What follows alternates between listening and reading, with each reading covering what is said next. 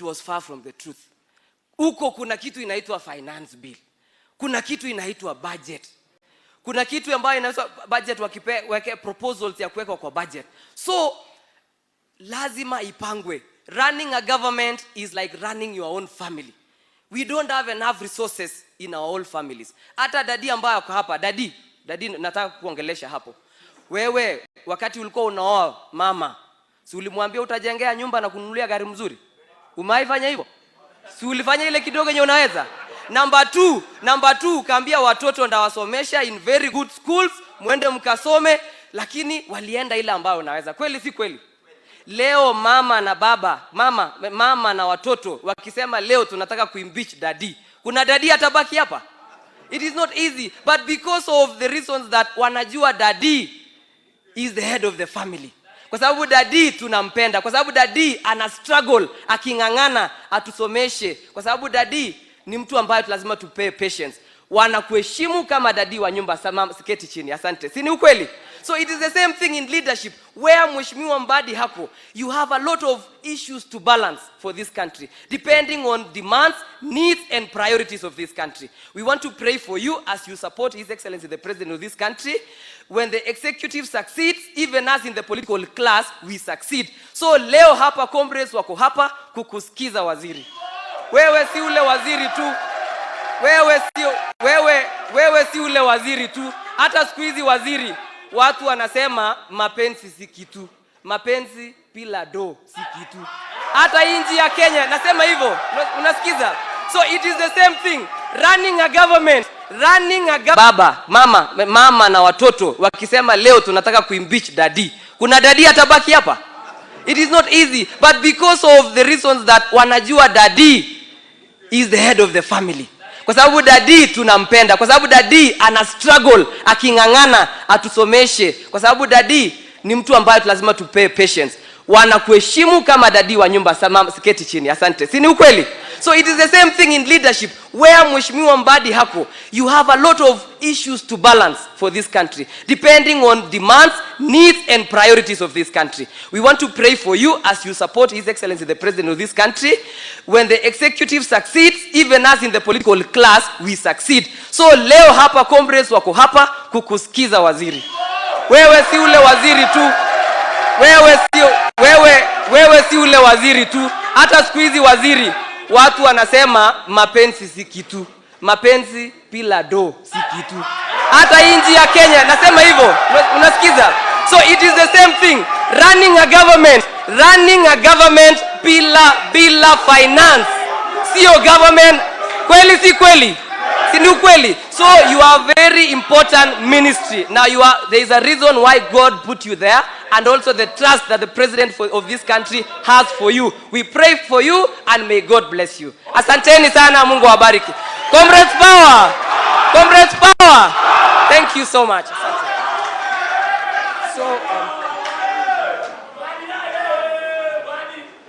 Thank you so much. I take this opportunity also to recognize the presence of the county government officials. We feel welcome to Konyumbani. Asanteni sana. At this point, allow me welcome representation from national government, that is the county commissioner, to welcome us also to Uasin Gishu County. Thank you. Karibu CC.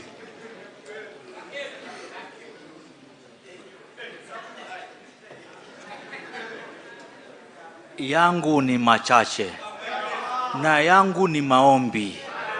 Kikundi hapa, kati ya hawa wote ni wanadamu na wote tunapumzi na wote tutapumua pamoja. Naomba kwa heshima ya Uasin Gishu County number 1,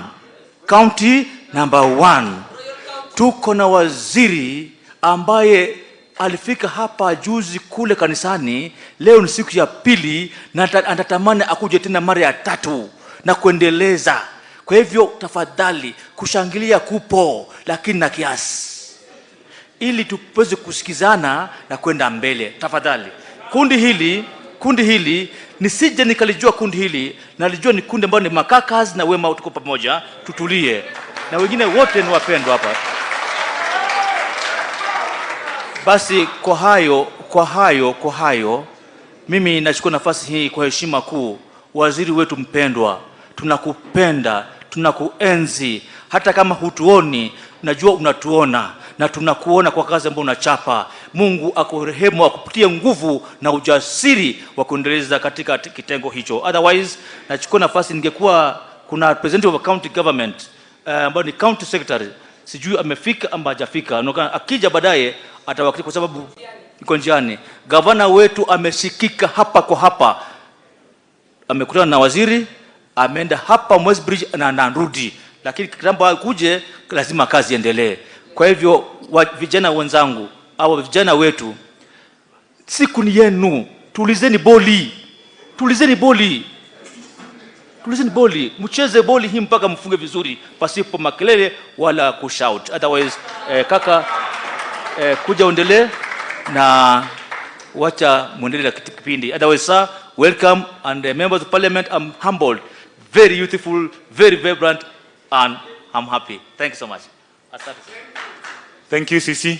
Waziri, with your permission, allow me to introduce, there are some beautiful women at the back in yellow. That is the Day Star.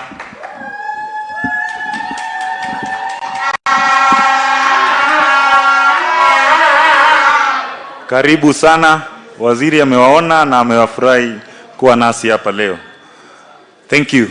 Before I go to the stakeholders, also allow me recognize the presence of Kipra Board Chairperson, that is Kenya Institute for Public Policy Research and Analysis, Professor Paul Wachana.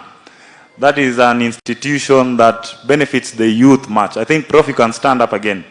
If you see him around, please let's engage him fully. Asante sana. Now to go at the point where we introduce the most important people in the house, that is the stakeholders.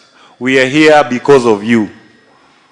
And we are so happy that it's a full house, and the treasury team led by Honorable John Mbadi here has come to listen to that which we have to say.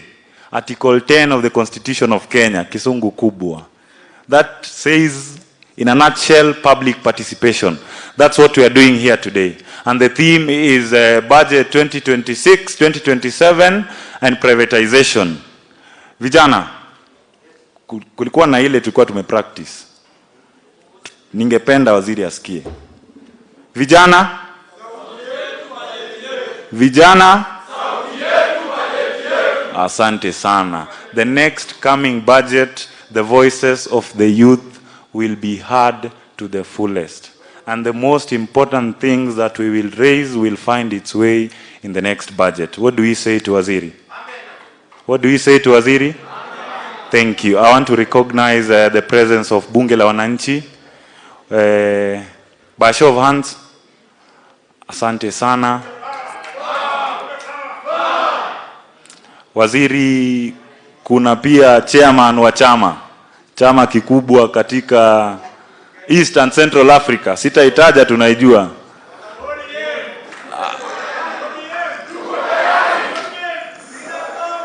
Asante sana. We have an important sector, that is the business community. I think this is an event that benefits us to the most, because in one way or the other, every Kenyan is involved in business. So we take this opportunity, maximize the chance, and let's use it to our benefit. I'll go straight to the stakeholders, and I want to start today with an important representative, that is persons with disability. I'll give him maximum 2 minutes to speak to us. Tumkaribishe tafadhali.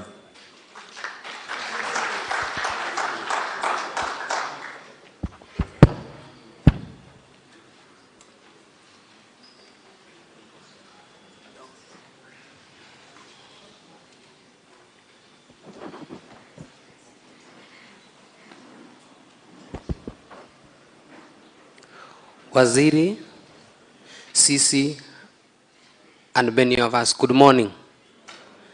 My name is Peter Menley from Kiplombe, Tarbo Sub-County, Uasin Gishu County. Waziri, I have one question for you concerning budget 2026-2027 and privatization. I represent person living with disability. But before my question, it's always good to give thanks to where it's due. Our CS, I think this is the first forum PWDs are being considered to give their views on what they have to say about what the government is to do to them. I congratulate you for that. Secondly, Bwana CS, I see you articulating government policies very well. I congratulate you for that. You really mean to us.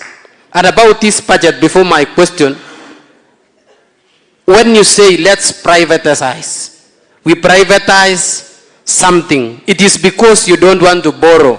Our MB here just said, Mbadi understands Kenya very well, and it is very true.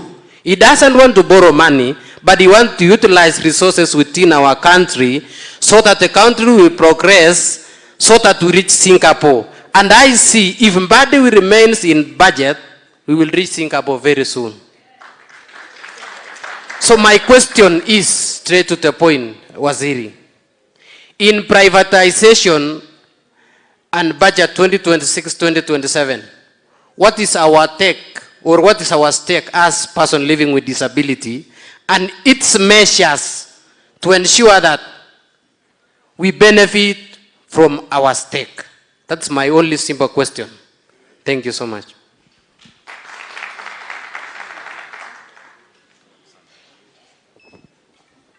Thank you.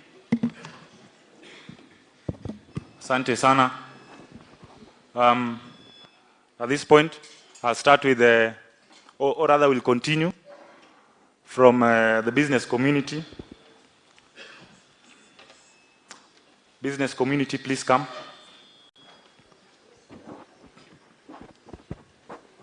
Tumpigie makofi akija.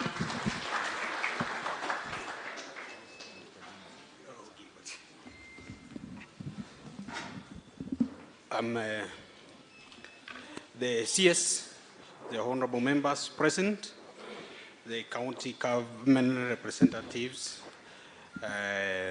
and all the protocol observed. Good morning. Yeah. My name is Gilbert Serem, the Vice Chairman, Kenya National Chamber of Commerce and Industry, was in Kishu. With me, I have my directors and the business people with us. I can call upon them to stand up. The directors, please. Thank you. Those are some of the directors we are with for the Kenya National Chamber of Commerce.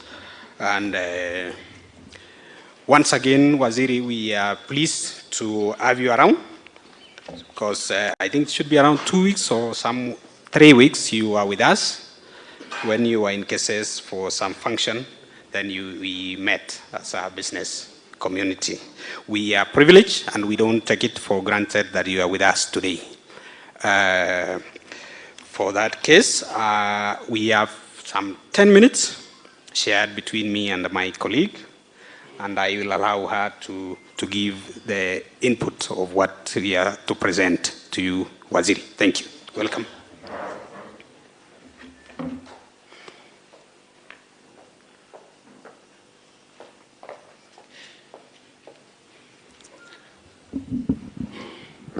Okay, thank you. Our guest, CS Mbadi, the MPs, the youths, bunge la wananchi, wanabiashara, all protocol observed. Tumsifu Yesu Kristu. Daima na milele. Kwa majina, my name is Lillian Bitok. I'm a director at the Kenya National Chamber of Commerce and Industry. I'm here to represent some issues, to present some issues to our CS in regards to budget. So first of all, let me give Waziri his flowers. When he came into power, kwa hiyo kiti ya CS, Kenya was struggling with a lot of debts. Yeah, so sijui ulifanya nini, ulicheza kama wewe, until now we can see we are doing well currently. We have put in the balance, and I can see the economy is not bad from when you came in and now. So some of the issues that I want to ask is that how is the previous budget 2025-26? What did you actually do to ensure that the country is stable? Because we had a lot of debts, and we can see just struggle sana, and actually we were flagged among the countries that are grappling with the debts. So another thing is that what do we expect for this the next financial year, 2026-2027? And then what are the top priority sectors that you will be having in the national budget 2026-2027? Because as business community, we always want to align ourselves. Yeah, so, and what will you allocate for like the manufacturing sector, the SMEs, the agriculture and the value addition for the youths and women? What will be the allocation like? And then also, what strategies have you put in place to reduce the cost of living? We know you've really tried, but I know you can still do something so that the cost of living can go down. And then what tax incentives do you propose for local businesses, especially for value addition, youth in business, comrades power? Yeah, because they would want to venture into business, and they want some incentives that will encourage them venture into business. And also even the women in business, we have a lot of issues there where we don't have the capital. So what measures, another question is, what measures have you put in place to ensure government pays the suppliers? Because we have a lot of issues with the bending bills. I know you're working on it, but we still have a bit of issues. Is it possible to put like a time bound? For example, if I was to supply the county government of Uasin Gishu, can I know like when will I be paid after I've done my work? Yeah, and also maybe the allocation. I understand that we have a government organization called KDC, which I know the government you do allocate some money there, which is supposed to lend to the business community. But here in Uasin Gishu, we are not feeling them. So maybe you need to tell them that we need to understand what exactly they do, because I understand that the government is doing quite a lot to help the business community. The problem is information gap is where is a biggest problem.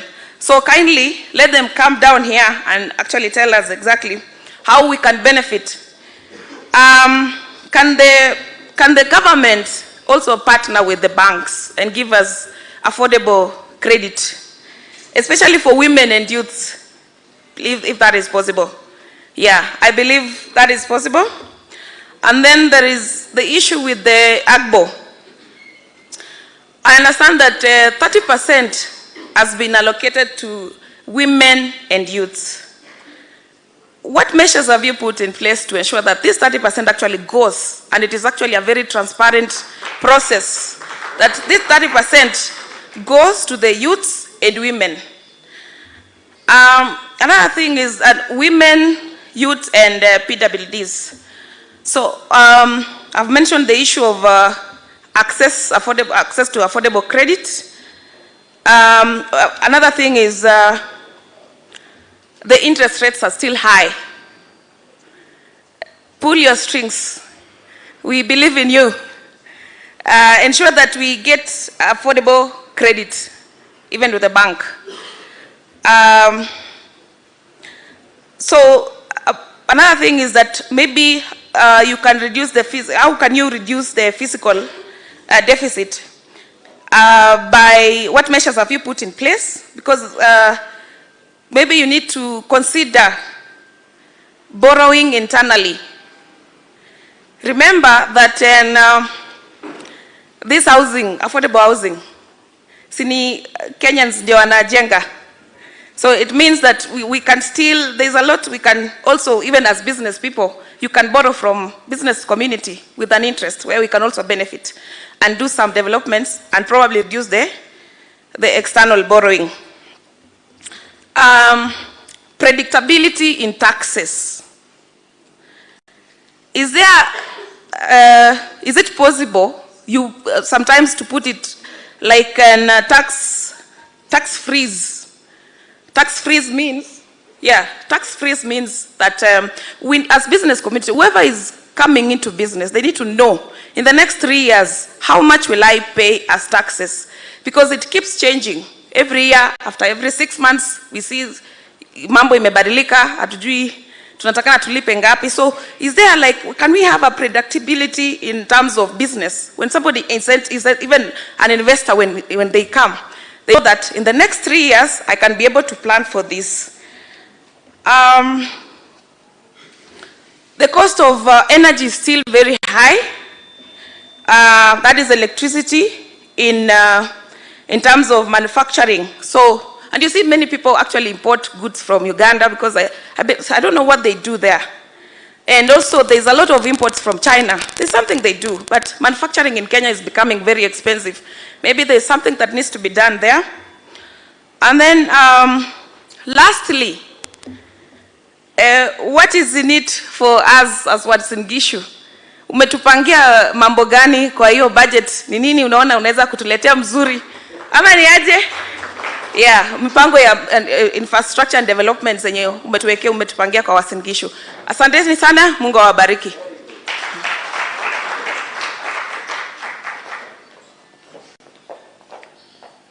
Thank you, Director.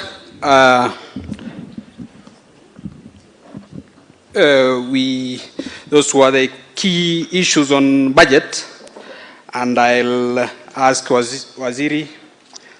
Maybe what I'll add on what she was talking about budget is the issue of taxation, where we keep changing the tax policy every financial year, and it's really affect. I was in China some few months ago, and the investors were asking the issues of taxation because they are very particular when it comes to policy changing from this year, next year, and the preceding years that will affect investor confidence in our country.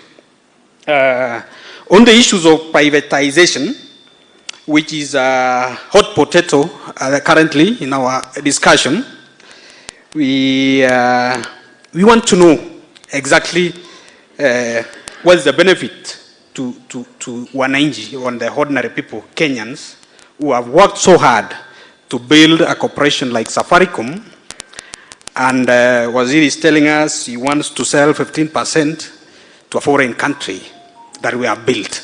So we want to know what exactly is for us as a country. We also want to know the security, having in mind that we have a company like Safaricom, for instance, the pipeline. Those are key strategic investment in our country. How secure, how safe? Because our business people uses Safaricom, for example, for a lot of transactions, and we are very particular on that. And we have our proposal. We will send to your desk once you share with us. Of course, you'll highlight when you'll talk about that. We have the mitigation of public debt. We will want to know from Waziri what are the policies or what are the strategies that are there to mitigate the public debt and the budget deficit. And of course, we'll explain what you have been doing since when you took for the Treasury.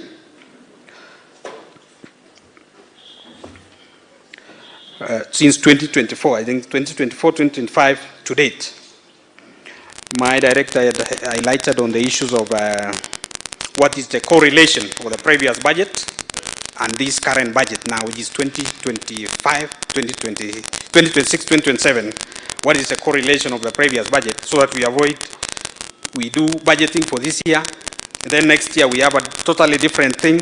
We don't get value for investment of our taxes. That is foreign. We have talked of foreign debt. We have investment in our AFC. This region, Waziri, is predominantly farmers, and we would want to see the increment or what is there for the increment of farmers as access to credit, and in this coming budget, so that we continue increasing food production and becoming food secure to manage our imports and export deficit. Finally, Waziri, we want to see. Seeing is believing, and many a times we believe when they have budget, maybe for infrastructure, majorly, when you see that it was said and it has been done, that is what we want to see. Within this town, we have maybe a flyover, we extend our airport. So seeing is believing. I was in Mombasa, and you could find the Dongo Kundu pipers very nicely. You move swiftly to the airport, which you can feel. In Kisumu the same. You join Kakamega to Kisumu, where swiftly because of infrastructure. So within this locality, we want also to feel the same. So that if I'm Cabernet, I'm going to Kapsabet and joining that one for Kakamega is as swift as that. So seeing is believing. Why I say so is you have no problem now when you talk of affordable housing, because people see affordable housing. So they have no problem because they have seen. So seeing is believing. And because we are going to Singapore, Lee Kuan Yew say that we need to be pragmatic of what we are doing. He didn't use any principle, he was using his own principle, so that other people will learn from his principle. And we want to say, in our budget or in our investments, we need to be pragmatic, things that will touch the people. We have meritocracy. You will have sorted out this mediocrity within the public service once and for all, and we will go to Singapore. Thank you, Asili. Welcome. Thank you. I think the business community has done so well in representation of their issues. Let's clap for them. Thank you so much. Now I'll call the representatives of Bunge la Wananchi. I'll start with Grace Akinyi to please come and represent the stakeholders. Mjamboni wote. Wamama oye. Wamama oye. Wamama na Mbadi oye. Nyangreswa oye. Mimi sina mengi. Waziri na wakubwa wote ambaye mmetembea na waziri, tunashukuru waziri kwa kututembelea, na Mungu azidi kupa hiyo roho. Zaidi ya yote, mimi nasimamia wamama, nimesimama kwa niaba ya wamama. Mheshimiwa, tunakuomba ukaweze kuinua wamama, aswa wamama wajane. Kuna wamama wajane katika kaunti hii ambaye wanafanya biashara ndogo ndogo. Ukaweze kutupa pesa kuinua wamama wajane. Na wamama hata wengine si wajane, lakini wamama wa biashara ya chini. Mheshimiwa, ukaweze kutuinua, tukaweze kuendelea kiuchumi. Sababu hii Kenya ni ya kujisimamia, si ya kutegemea mtu. Na ni ufanye kazi yako ikuinue. Na nyinyi pia kama wakubwa mtu pale mbele muweze kutuinua. Juzi tuliona Mheshimiwa President wetu akiinua vijana pale Sports Club na Nyota Fund. Hata sisi wamama tunahitaji pesa tukaweze kufanya biashara. Mheshimiwa, tunahitaji pesa tukaweze kuinua biashara. Na zaidi ya yote Mheshimiwa, umejua ukiinua mama umejenga jamii nzima. Si ni kweli? Ukipromote mama umejenga jamii mzima. kila nyumba watu watakula na watoto watafurahi, si ndio? Na watasema mama Mungu akubariki. Na saa hiyo itakuwa ni mheshimiwa ametuinua, si ndio? Na zaidi ya yote mimi sina mengi mheshimiwa, tuko nyuma yako. Kidogo naweza omba ni switch kidogo. Naomba tu kama naweza switch kidogo. Jatelo wakuai wane toki jatelo wane toki wakuai jatelo onge ngat machielo werigi mabagni ka mabagni madhi katwara ka werigo ine jatendwa mwasani wadong godo wakuai ni mondi konywa mak lwetwa jatendwa mak lwetwa wakuai ni Nyasaye ni kodi to wane toki Nyasaye ni kodi Nyasaye otelo ni to wane toki wuoth kodwa parwa wasin gi shuka to wuothe counties te kimanyo jou strategy michako ni ondisore jatelo tibro dhi mabor kamane kaka ngato chako to ngato dhi mabor to Nyasaye bro telo ni konywa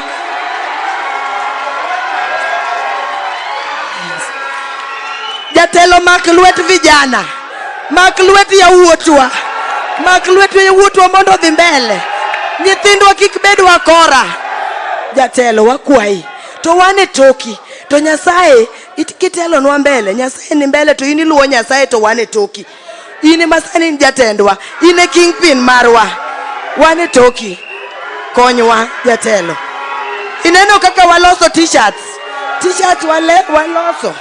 waloso ni nyangreswa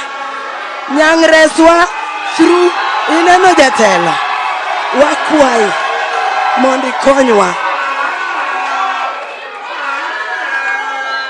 kikonyori gi jatelo William Ruto Ochieng mane jatelo mawan godo jakom nowewa sirikal. Yes.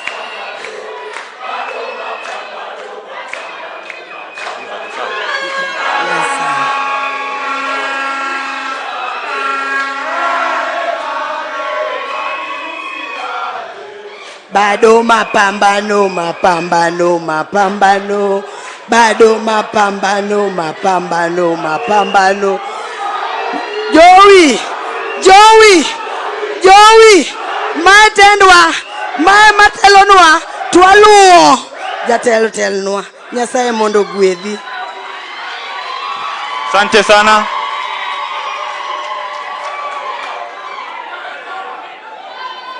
Tuko nyumbani, si ndio?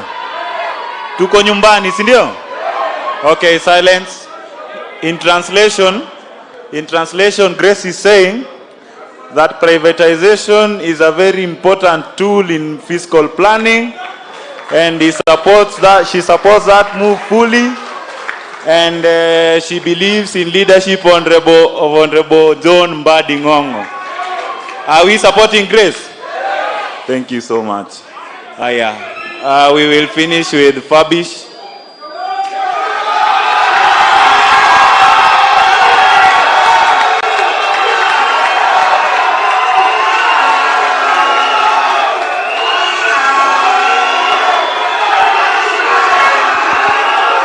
Order.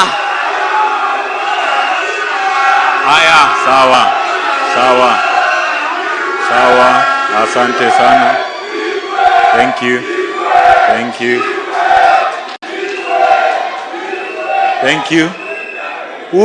Huyu Fabish, huyu ni kijana wa waziri. Sawa? Haya, wacha ongee, tumpe nafasi.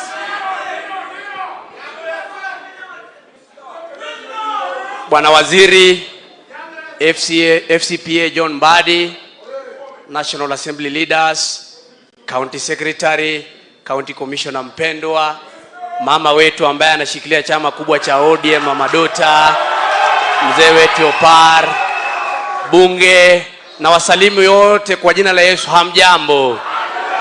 Bwana Yesu asifiwe. Bunge power. Vijana ra. Wamama.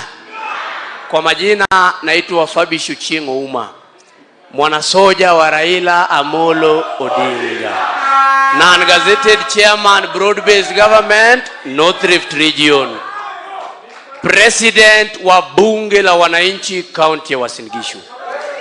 Nimeangalia hapa, nimeona pia wajumbe wa kaunti ya Uasin Gishu hawako, kwa hivyo mniruhusu leo nisimame kwa niaba yao nikiongoja kuchaguliwa huko mbeleni kama mbunge, si ndio?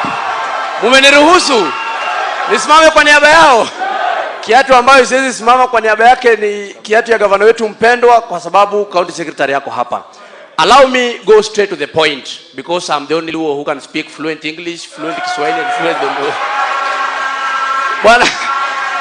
Bwana Waziri, to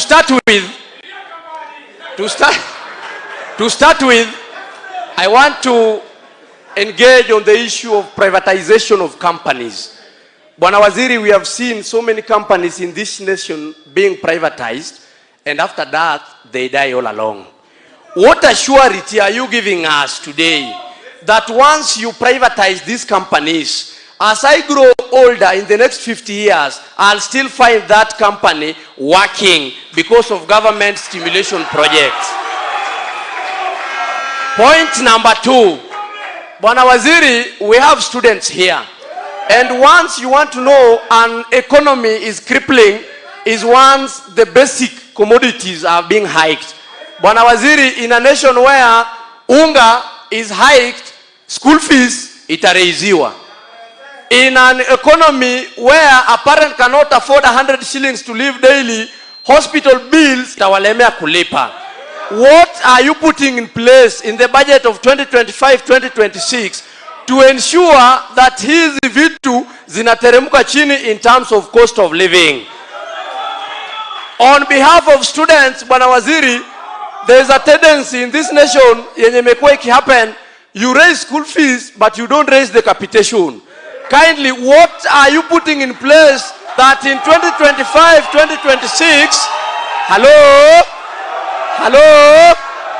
instead of hiking the school fees, kindly hike the capitation, so that a student mwenye analipa school fees 90,000, capitation yake iko at 80,000, help pia imepandishwa to 50,000. Si namna hiyo?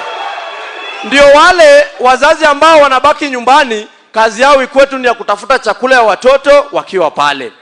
On matters health, Bwana Waziri, in any economy that you cannot afford to buy mara moja as a painkiller, you won't afford to go to school, you won't afford to go to job. And that is the first downfall of an economy. Once mzazi haendi, mjumbe kama Lelmengita haendi bunge kwa sababu kichwa inauma na shaa pia kidogo kidogo inamsumbua. Bwana Waziri, my suggestion is this. These minor diseases, hizi ndogo ndogo, shaa inafai cover fully. Nikimalizia, because nimeguzwa kidogo because of time, allow me, Bwana Waziri, I have my able chairman, Bwana Ashiundu. Where is he? From bunge la wananchi, just 1 minute, a present iko kitu naye yako hapo, amesema amefuatilia waziri tangu akiwa mdogo, waziri amempita kwa umri. Kindly just use 1 minute to present what you want to present to waziri. Nikienda kukaa chini, Mwenyezi Mungu awabariki sana na azidi kutuinua. Bunge power! Bunge power! Comrades power!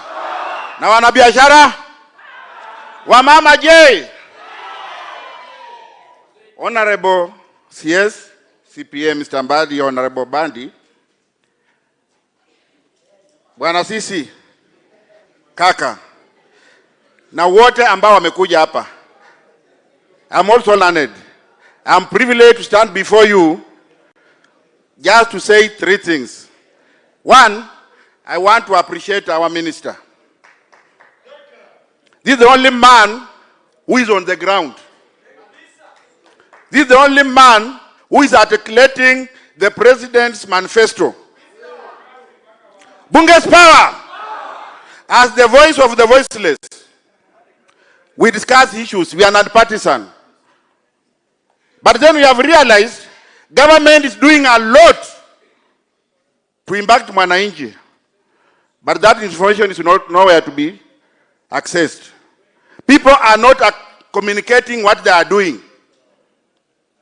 And you remember, in the Gen Z uprising. The only problem we had was that the government was working, but the ministers were not telling the people what they are doing.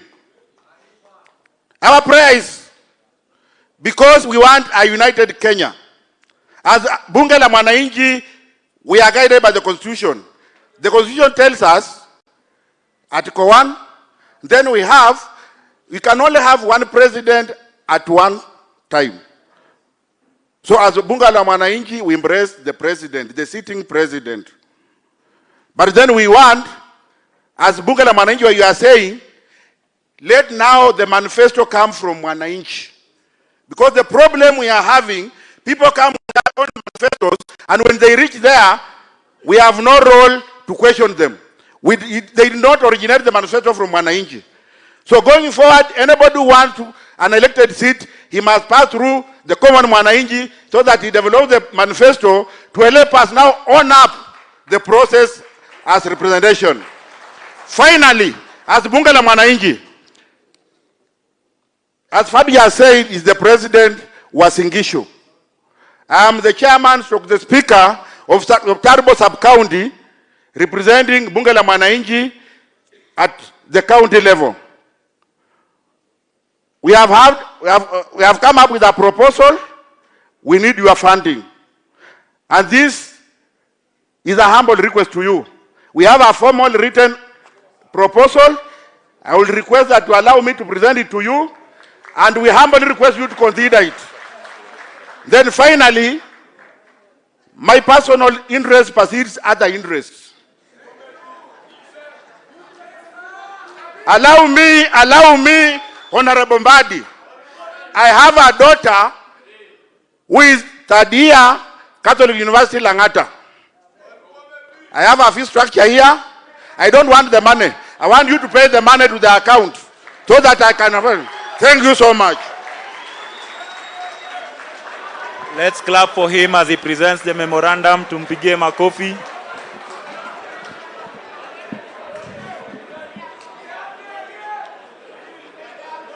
Thank you.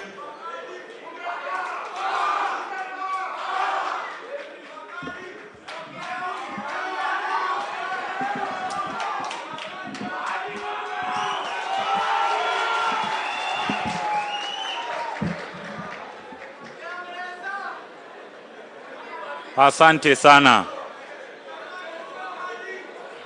Silence. Now we are going to the last stakeholders, the largest demographic in the country. That is the youth. Comrades, power. Comrades, ria. Comrades, give him. Comrades, say yes. Comrades, the magic of human achievement gives an irrefutable proof that as soon as the nationalism of any country is awakened amongst the youth, it becomes the vanguard against impunity. Comrades, wisdom. Waziri John Mbadi is at the center of the formation of the next government of Kenya. And any person who has the best interest of the people must include Waziri John Mbadi in his government. And now that he holds the docket of National Treasury, we cannot go below Deputy President. And after that, tunaona mbele. Sindio? So I want to welcome representation of the youth, our sister here.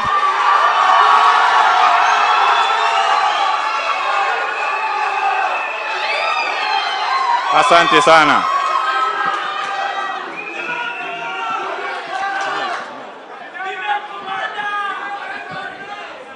Comrades power! Comrades power! Bunge power! Viva comrade viva! Viva waziri viva! Kwa majina ni Mokeira Juliet. Kwa yule ambaye ananipenda sana ataniita female commander. Bwana Yesu asifiwe. I am here representing the great multitude today. That is the comrades and the youths. And as a student of the Eldoret National Polytechnic, the first and the only lady that has ever vied for the presidency seat since the existence of Eldoret National Polytechnic. Bwana Yesu asifiwe. Bwana Waziri, I have very few points to put across to you today.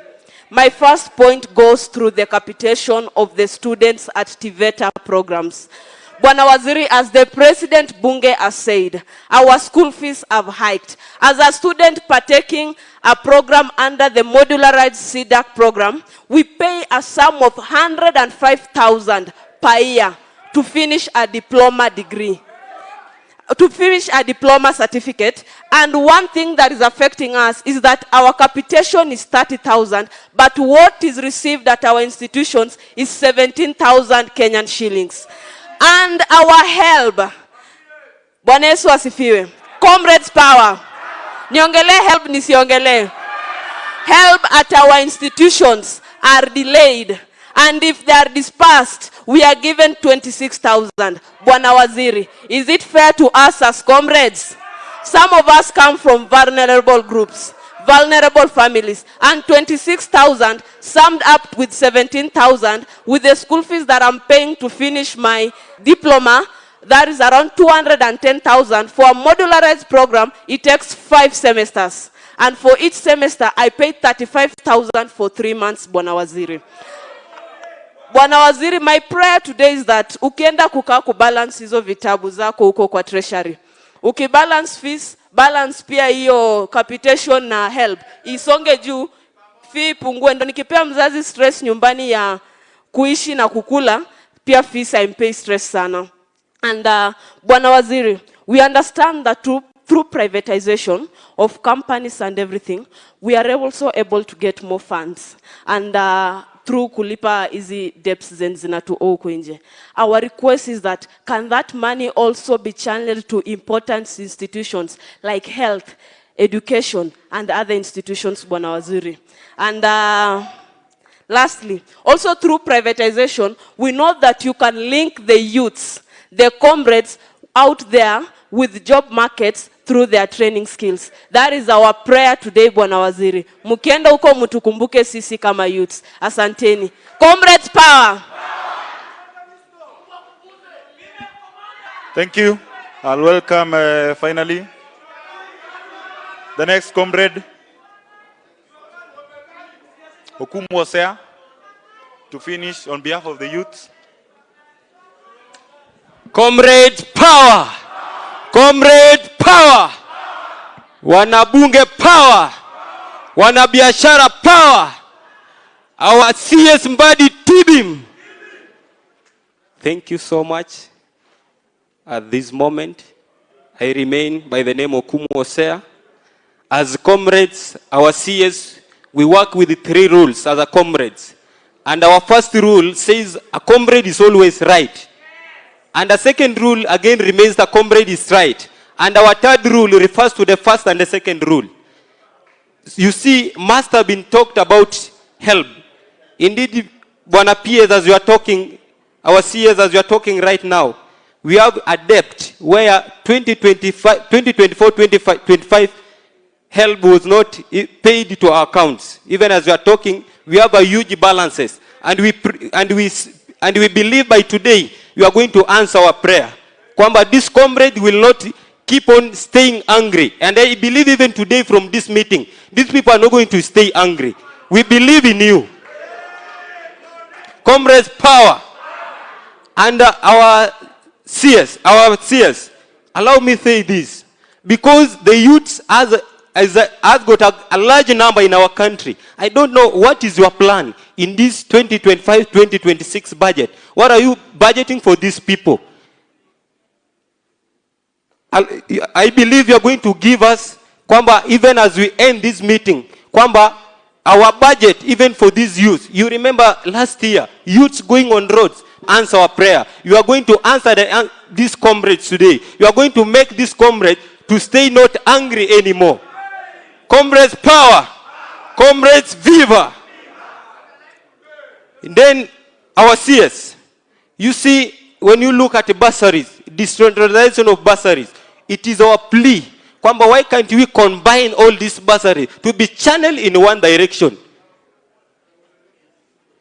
ndio tusikue atusujui ya county, tusi ya whatever. Let's be channel, kama ni kuboost health, isaidie mahali pale. Comrades power. Even as I'm finishing, I believe today, comrades, you are not going to stay angry. Comrades power.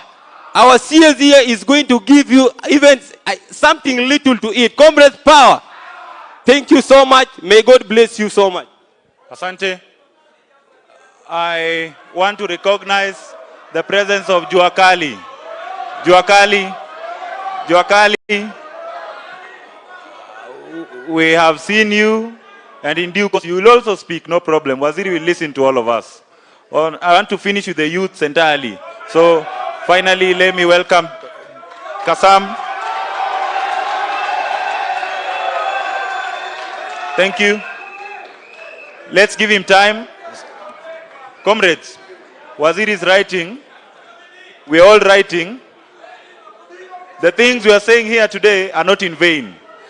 They are supposed to be discussed, deliberated, and they find their way into the next budget. So please, let's be calm and hear our brother speak. Tafadhali, yeah?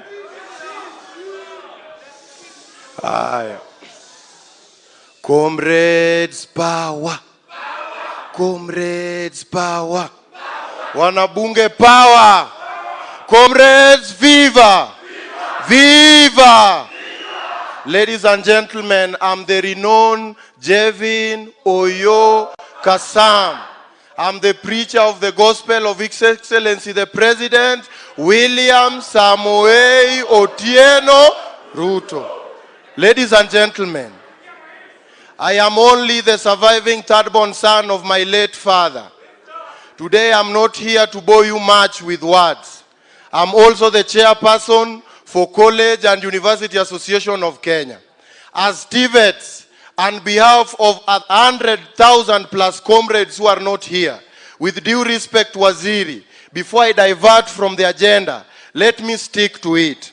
Number one, just to enlighten you, His Excellency, the former President of Kenya, Uhuru Kenyatta, did not privatize any sector or did any sales of shares.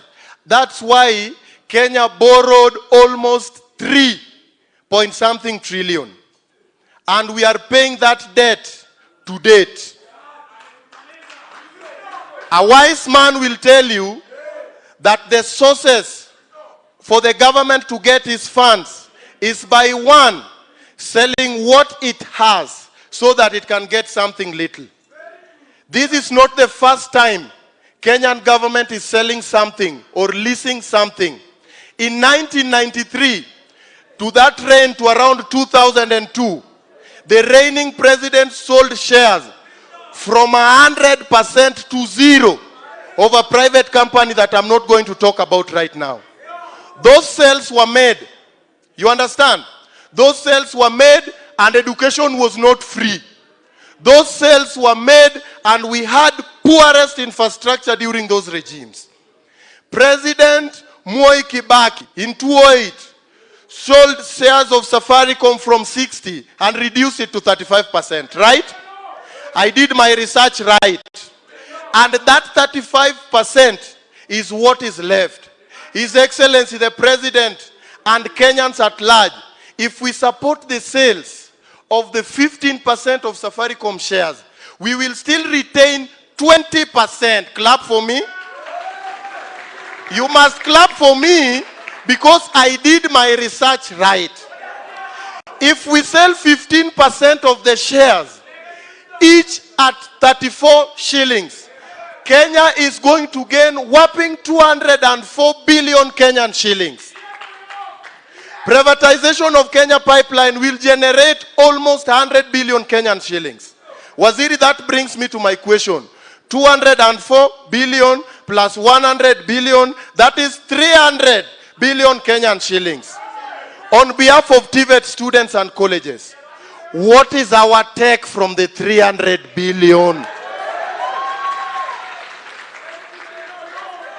I'm taken aback by where a student who is only taking a level 6 course is paying up to 105,000. And when I did my research, a wise man is talking and Waziri is right here. We will talk about you when I'm done with the main agenda. Comrades, viva! Comrades, viva! Don't interfere with an orphan when he's speaking. I might get emotional. So, when these sales are made, Waziri, I was asking, look at an institution, 19,800 plus students. And the hostels there only can contain 300 students. You can imagine. Only 300 students residing within the institution. And the remaining 18,000 plus are residing in Kisumu Ndogo. That is why there is high rate of insecurity in Kisumu Ndogo, Langas, Kapsaret constituency. Not because of any other reason. The population is overwhelming. Ladies and gentlemen are jobless. And in all, Wasakatonge have to earn an honest living. Wasakatonge power. Wasakatonge power. Wasakatonge have to earn an honest living. That's why there is insecurities in that place. Plea number 1 for the Eldoret National Polytechnic. There is a huge land there. Do as affordable housing. Rent it to the entity so that the money generated from the school can be used to pay for those houses. Waziri, as I wind up, and I want to say this in Kijaluo for a second. Pek mar nyang ema miyo nyang. Pek mar nyang ema miyo nyang. Just to translate from French, it is the weight that is on the private part of a crocodile that makes a crocodile sinks. That is a local proverb that we always give Waziri while we're in the village. Ladies and gentlemen, Waziri, a time has come when, after talking about Kenya and privatization and all that, being a property of the government of William Samoei Ruto, is now that time that I have to table my interest before I go and get a seat. Waziri, since the Student Budget Committee began, I was in Migori, I was in Kakamega, and today I'm here. Nobody pays me to run all these errands. When Nyota Fund was running, and I have those details in my head, I was in Eldoret, I went to Nakuru, and I even went to Nyeri. You think I'm given any allocation? Oh no. I ran because my mother is your neighbor back in Laknyero. So I want to support you emotionally. So that if you win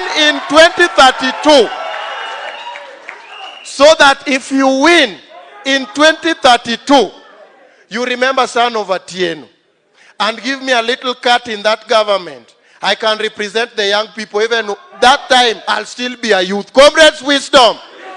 Now, to end it, Waziri, I'm here with the women representative for Wasakatonge, the Kenyan region. Sir Aaron, just wave. Arona is a wise man.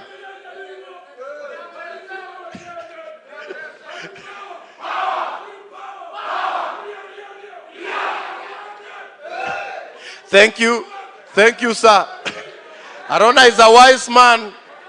Sir, Arona and I, we have taken the mantle of coordinating students across these entities.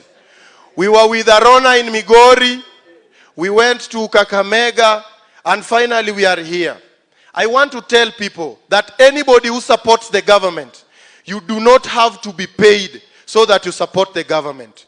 And also instant results does not come. I also want to urge you, Waziri, on behalf of other devoted young people wenye wana support serikali, msifanye tuteseke hadi watu watutusi. We uko na waziri leo, kesho uko na una kitu. Yet people insulting the government are being called to the bargaining table. I don't want to insult the government, whether they employ me or they don't employ me. I know in 2032 when you become the president of the Republic of Kenya, the son of Atieno will have something. Comrades, viva! Comrades, viva! Chairman, these are Wasakatonge who brought themselves. Waziri, just your attention in a minute. I'm the person who coordinated the students to get to this place. but I only had slots of 60 students who are being brought to this place, which we did very genuinely. But as the chairman, I have to walk around with a team of people who are also have interest in building the nation. Ladies and gentlemen, Wasakatonge are here. Wamama wa yellow, tumsifu Yesu Kristo. Ao ni watu pia wenye wako kwa list. Na Wasakatonge wengi wao pia wako kwa list. I know you as a wise man who has been MP for the longest time until you got tired. This small number will not refuse you to control so that they will not abuse me on the social media. So, Waziri, that is not asking for support. That is just being realistic on the actual facts that are on the ground. Sindio? When Waziri for Finance is around, we are talking matters of building the nation. Sindio? My tech Waziri, if you want to sell 20% and retain 15, as long as Kenya is not going to borrow and education prices is going to reduce, kindly sell.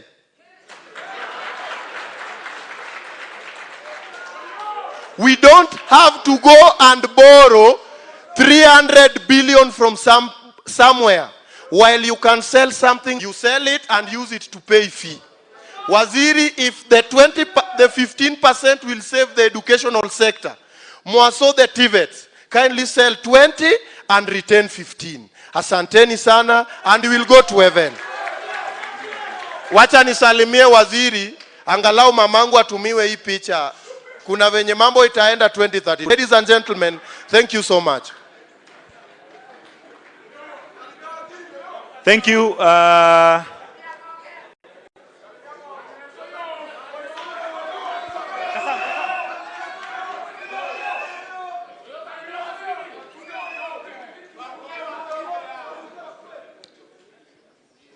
Thank you. Hao ni vijana waziri. I'll call the national coordinator under vijana waziri to Capitol, okay, Solomon, so that you understand that waziri has the interest of the youth at heart. Explain the position of waziri matters the youth, and affirm the youth in this hall that waziri is always thinking about them. Solomon, quickly. For about 2 minutes, please.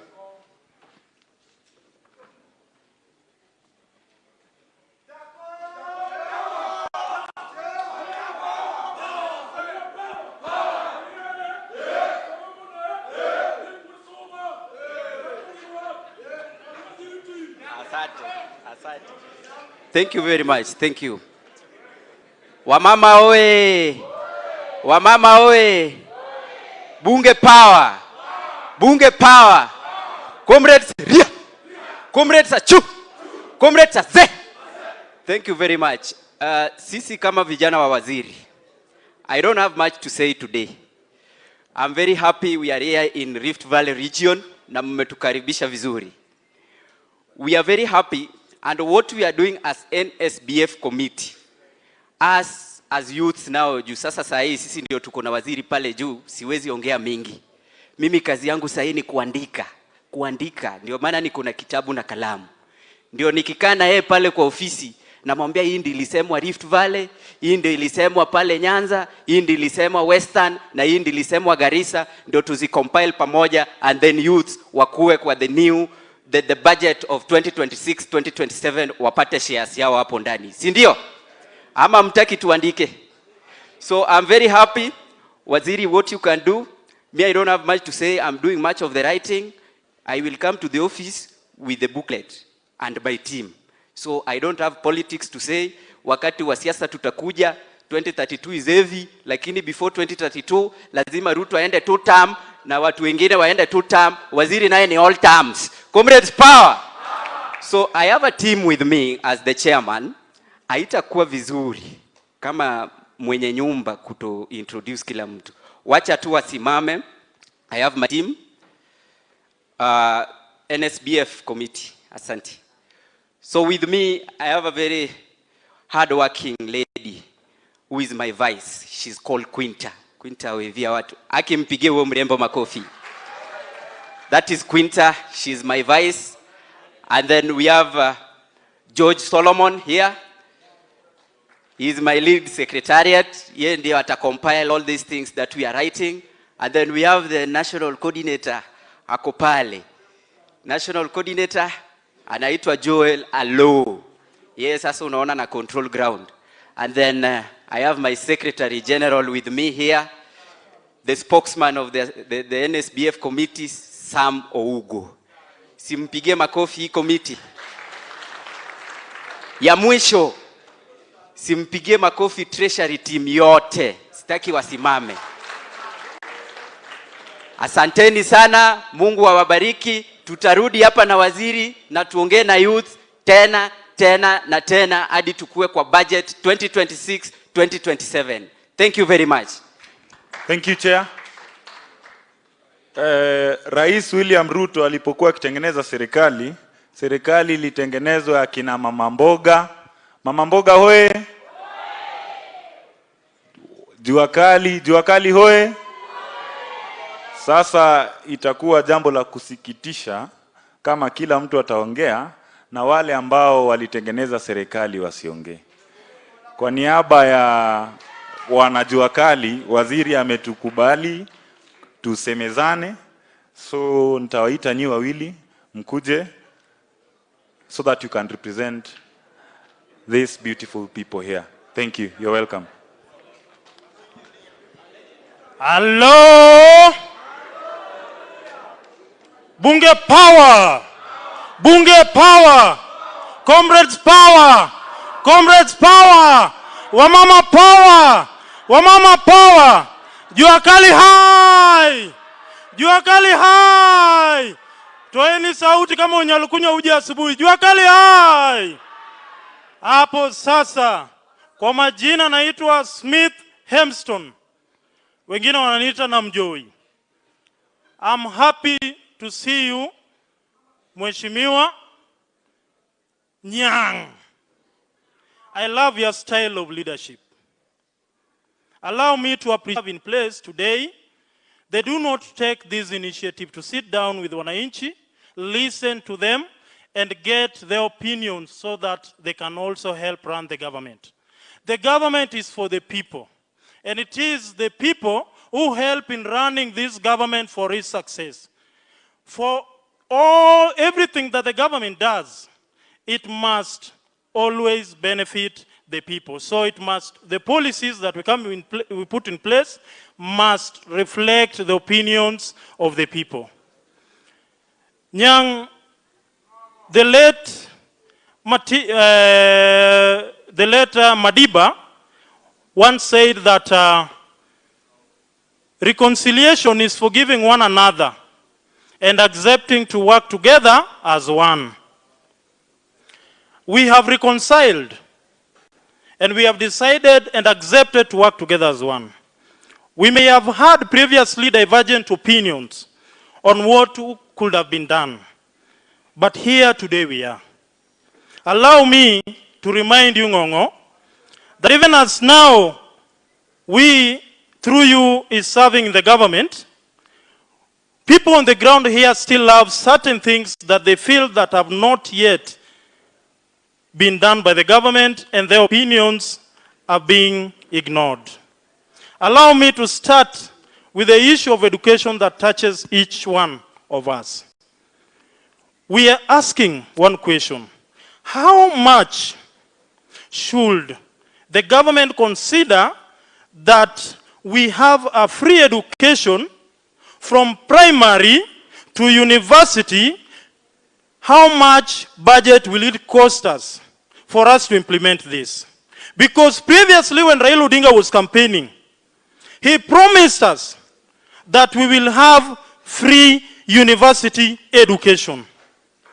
But today, whatever we are seeing today, majority of the comrades are dropping out of school because they cannot be able to sit for their exams. The institutions are denying them opportunities. And if we deny them to complete, tunazima taa yao. Education ni taa. Na hawa watu wa jua kali wako na watoto wanasomesha. Wakati sasa umeanza kuweka education imekuwa too expensive, yet their income is not a guarantee. What do you guarantee them if not hope? When you make expensive and affordable to the Juakali people, you are killing their hope. Number 2, I want to talk on the issue of industrialization. Majority of the Juakali people rely on industries for them to be able to earn something. The government cannot employ us, but we rely on the private sectors that if environment is made better for all of us, then the Juakali people can get something to constantly earn a living. There is a conversation we are having right now about the mining extraction of the oil from Turkana. Why are we debating about going to refine this oil outside the country, yet the companies that we have in Kenya are closing up? We want to build an environment where companies can come and invest in Kenya so that these people who can work, do something with their hands, can get the opportunity. We have got people working as mechanics. If you can be able to approach Nissan, Ford, so that these people can come and manufacture their cars here, we can be able to give the Juakali people who are working in the car sectors so that they can also be part of that team. We manufacture our cars here in this country. So allow me to finalize by saying, Nyang, that I want to quote the German language when they said that Nyang ng'amokwayo kogo ng'ato mayo. For those who have not understood, that is a German conversation. Nyang, we have seen a young man here called Oyo.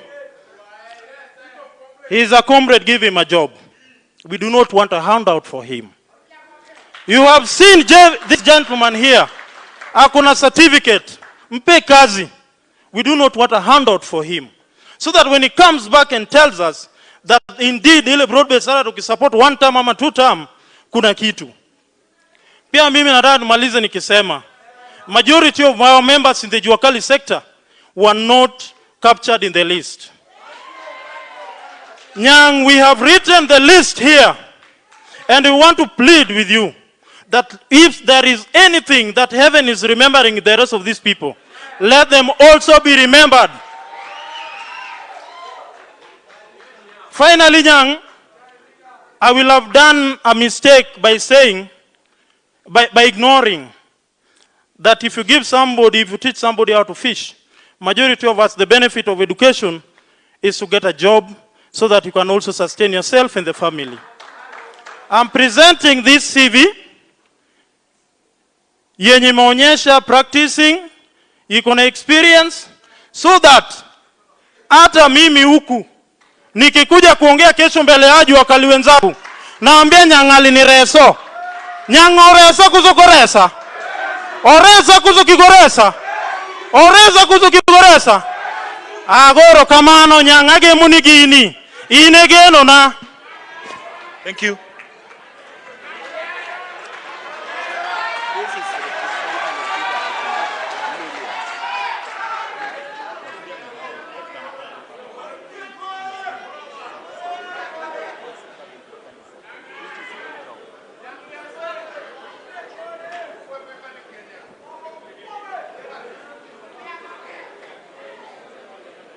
Honorable CS, FCPA John Mbadi,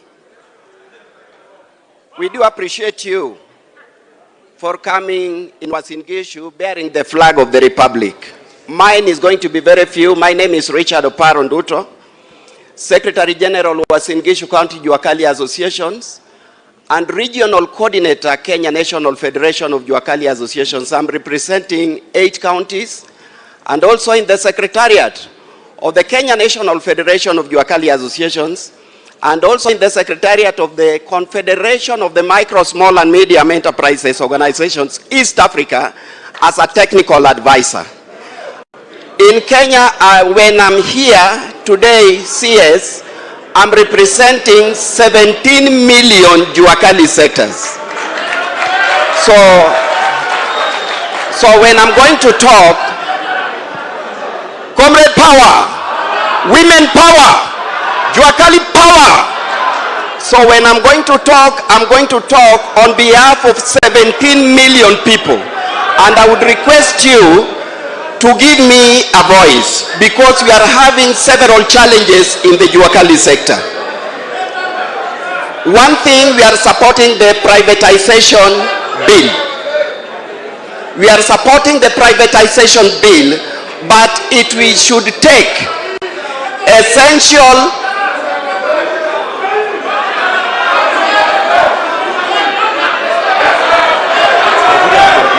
okay.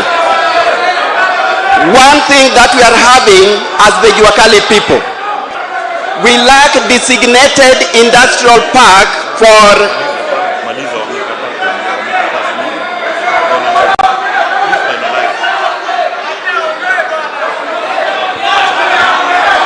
Comrade power. Eldoret hoye. Eldoret hoye. With all due respect, silence, silence, silence, silence please.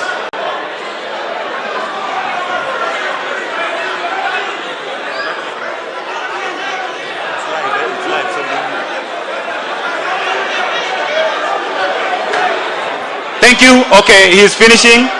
He's finishing. Okay. So the Juakali people are lacking designated industrial work sites that can accommodate even the TVET students. When the TVET students and even the university students are taking their courses, they lack where to go for attachment. And this is a problem in the Republic of Kenya. CS, we request you that you set us a budget to have designated industrial work sites in the Republic of Kenya where manufacturing can take place. Because when we talk about Buy Kenya, Build Kenya, where are we going to manufacture these products when we don't have designated industrial work site? Number two, Kenya has never had a Kenya International Trade Conference and Exhibition. When we are talking about Buy Kenya, Build Kenya, we need to have this one in the calendar of events in the Republic of Kenya.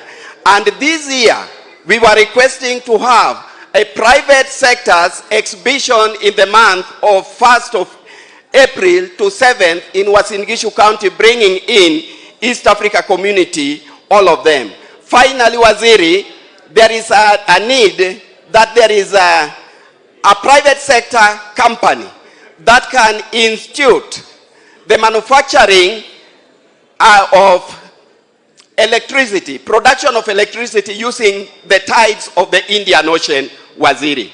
This company needs also to be incorporated because this is part of the private sector and it is going to create employment opportunities to many Kenyans and also do the production of clean water from Indian Ocean. Thank you very much. God bless you. Thank you. Let's take this opportunity to clap for all the stakeholders who've spoken. Thank you so much. I think when Waziri will come, he will respond to all your issues. At this point, allow me now introduce the County Secretary, Honorable Machelong, who will introduce the county members of Parliament, or rather the MCS. Thank you.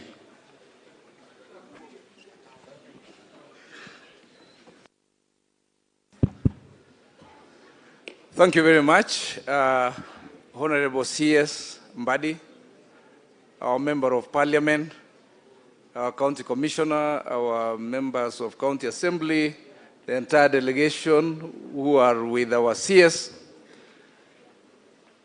the honorable citizens of Uasin Gishu, young people, Juakali, members of the business community. I want to greet each one of you in a very special way. Good morning. Hamjambo. Unajua sasa mimi nikisema power sijielewi sana lakini nitawasalimu tena. Hamjambo. Asanteni sana. First of all, we want to appreciate your presence, Bwana CS, for coming today in this public consultation meeting with the citizens and residents of Uasin Gishu, especially the young people who are dominant in this meeting. We want to really appreciate you for finding time for that. We want also to appreciate you for giving the opportunity to the honorable members who have just spoken here. And they have really aired out very important issues that we shall continue to consider and budget. I'm sure this morning when you arrived, our governor welcomed you, and we are still welcoming you to take this place and find it a home most of the time, because you've seen the kind of eloquence and excitement you create when you are here. There's a lot of excitement, so it looks like this should be your second home if you do not have a second home. So karibu sana Bwana CS, hapa kuna furaha nyingi, and looks like everybody seems to admire you. For information, the team that are excited with you here most, I believe they must have come from somewhere in Siaya, Nyanza, Suba. So wamepata ndugu yao hapa. Wamepata ndugu yao hapa. So naona makofi mpaka lugha inaongelewa ya German, mara inaongewa English, sababu kuna brothers wao hapa. But we must appreciate Uasin Gishu is for everybody. And Uasin Gishu is such a peaceful place, such a place that all these Juakali fellows, small traders, small businesses, the bunge la wananchi, thrive in sharing wonderful ideas and wonderful information, which I'm sure today has been forwarded to you.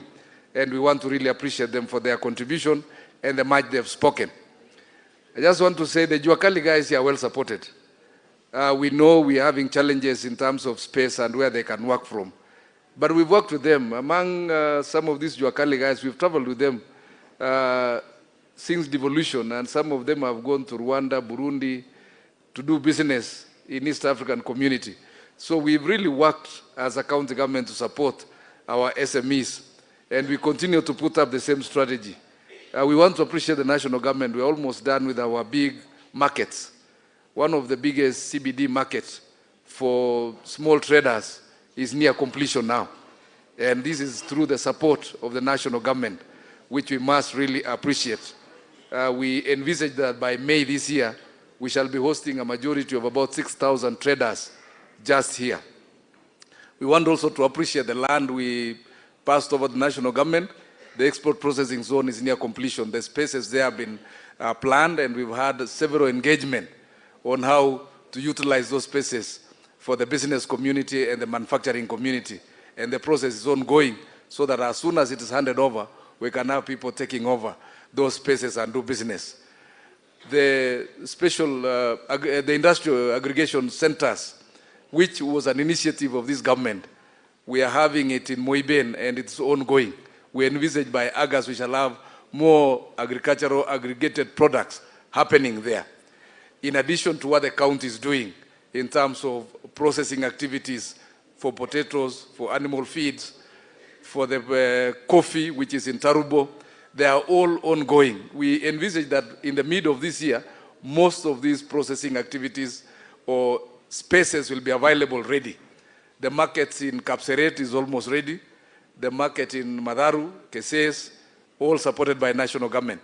So we are envisaging a scenario that we shall have to accommodate a majority of our business people and strengthen the business activities, especially with the current financial inclusion for the youth through the Nyota and the other programs that are ongoing, including the Fanikisha by the county government. We want to appreciate Treasury because we've seen the internal governance mechanisms being fixed in this country that have always gone haywire. That is why the cost of living has always gone so high. But this governance that you came and injected has really transformed our country. We may not tangibly see them, but practically changes are happening in this country. I know the naysayers will continue to shout, but this country is in the right trajectory, and we want to appreciate the energy you have put in Treasury to make the changes.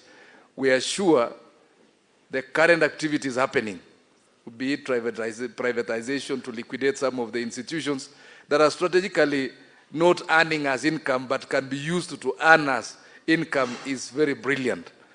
When we talk of infrastructure funds, these are brilliant ideas. Countries have developed because they took deliberate decisions.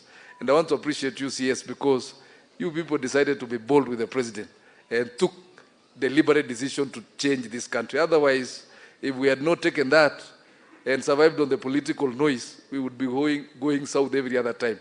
So we want to thank you very much. Mine was just to appreciate your engagement here with the citizens of Uasin Gishu and tell you the commitment as a county government of Uasin Gishu we are focused in transforming this nation, and in a very big way, Uasin Gishu is focusing in that transformation. I know the infrastructure designs that are happening, the ones the national government are supporting us.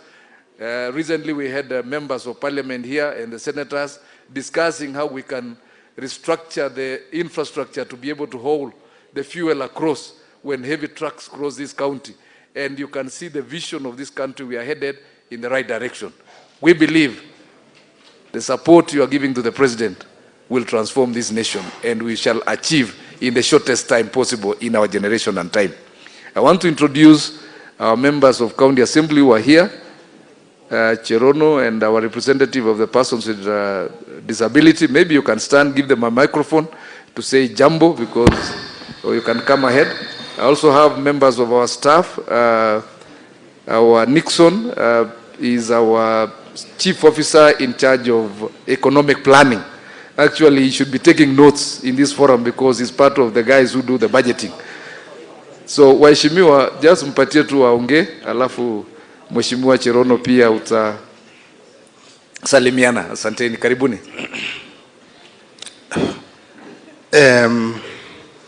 Mheshimiwa wetu wa fedha na waheshimiwa wengineo, waheshimiwa wenzangu kama Mheshimiwa Nono na wananchi wetu wa bunge la mwana bunge, mniruhusu niwasalimu nikisema mchambo.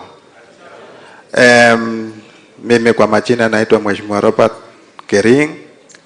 Mimi ni yule ndio nawakilisha watu ambao wanaishi na mahitaji maalum katika jimbo hili letu mheshimiwa la County Assembly ya Uasin Gishu. Mimi sina mengi mheshimiwa, la sangu mimi ni machache, ni mambo mawili. Kwanza nataka kukushukuru na kusema pongezi kwa kuwa wewe ndio unamsaidia mheshimiwa rais wetu kwa mambo na fedha. Mimi ninakupongeza, kazi yako ni sawa na usiti kufanya na mheshimiwa kwa ya mambo hayo ya fedha. Pili mheshimiwa,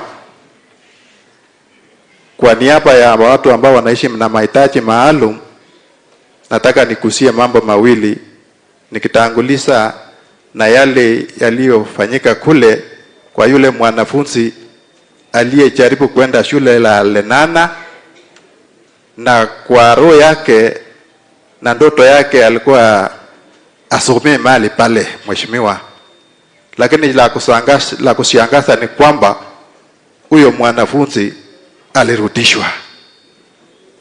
Nikirudi nyuma pale 2010 katiba yetu ya Kenya ilituruhusu sisi ambao tunaishi na ulemavu tutoke Kenya nzima na tukushiriki tunda la taifa hili na wenzetu ambao ni regular people kwa pamoja.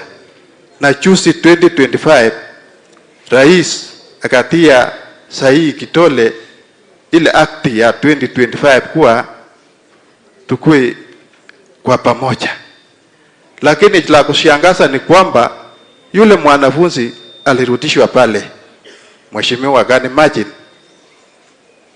ati sababu wako na ulemavu. Kwangu mimi nikiwa mmoja ya wale walemavu, nasema hilo jambo si nzuri. Muyaangalie sana, tukue tunajumuika na wale wenzetu, tukiwa ndoto zetu tuipeleke mbele kwa kila shule, ili tujulikane pia na sisi kwa mambo ya elimu. Mheshimiwa, hebu tafakari na uangalie ya kwamba haikuwa sawa na sheria inaturuhusu. Taichukulia kwa usito, hata sijui huyo mwanafunzi wako wapi. Sawa. Pili, mambo ya capitation. Unapo shughulikia hizi fedha, nikiwa mmoja, angalia wenzetu. Sisi wale wanafunzi ambao wanaishi na ulemavu, ama kwa kila jambo ambao inahusika na ulemavu utuongezee. Hilo ndio lombi langu, ya kwamba uongeze sehemu hiyo ili hata na sisi tufurahie na tuachieve kwa ile dreams zetu. Mimi saa hii sioni, na Mzungu alisema ya kwamba disability is not inability. Hii pesa tukipata hata tunaweza kuwa tunaendeleza biashara tena zaidi kama wale wengine. So mheshimiwa na Wakenya wenzangu, nataka niseme pongezi, nimefurahia kikao hili, na niseme ya kwamba broad based mbele, tufanye kazi pamoja. Asante. Asanteni sana, mbarikiwe. Asante sana. Jina tu. Bwana Waziri, mbunge wetu, County Commissioner, viongozi wote, Bwana Yesu asifiwe. Comrade Power. Kwa majina naitwa Paul Kiprotich Rob. Mimi nimefanya kazi na UDA, mwarakishe hiyo maongezi ili hiyo shilingi 6,000 yenye baba alisema tutapata, wengine wetu wapate. So ya mwisho, Bwana CS wetu wa county, kuna mahali ulikosea kidogo na nafikiri utaomba msamaha. Hawa sio wakaaji wa Siaya, hawa ni wakaaji wa Uasin Gishu, wamezaliwa hapa. Tumelelewa pamoja na wao, tuko shule wote. So kwa hiyo uliteleza kidogo, utaomba msamaha. Asanteni sana Comrade Power. 2027 kwa majalia Mwenyezi Mungu, mniombe mnishike comrade mwenzenyu mbunge Kapseret constituency. Asante. Hamjambo. Hamjambo tena. Hamjambo wenye Uasin Gishu. Our CS FCPA Mbadi, CPA Ruto ambaye ni mbunge wetu, msijali Kalenzi niko hapo ndani. CPA Ruto, County Commissioner wetu, our very hardworking leader of security and other matters here in Uasin Gishu. Every other leader that I have not been able to recognize, all the stakeholders, good afternoon. Leo kwa sababu tuko na mgeni mkubwa sana, CS mzima wa fedha. Sisi watu hapa ground tunyamaze tumsikize wote. Sinimpe nafasi. Kwa hivyo singependa kuongea zaidi ya hapo. Mimi naitwa Mheshimiwa Cherono Caroline Ono, na ningependa tu kumpongeza. Sijui kama mnajua alikuwa hapa 2 weeks ago.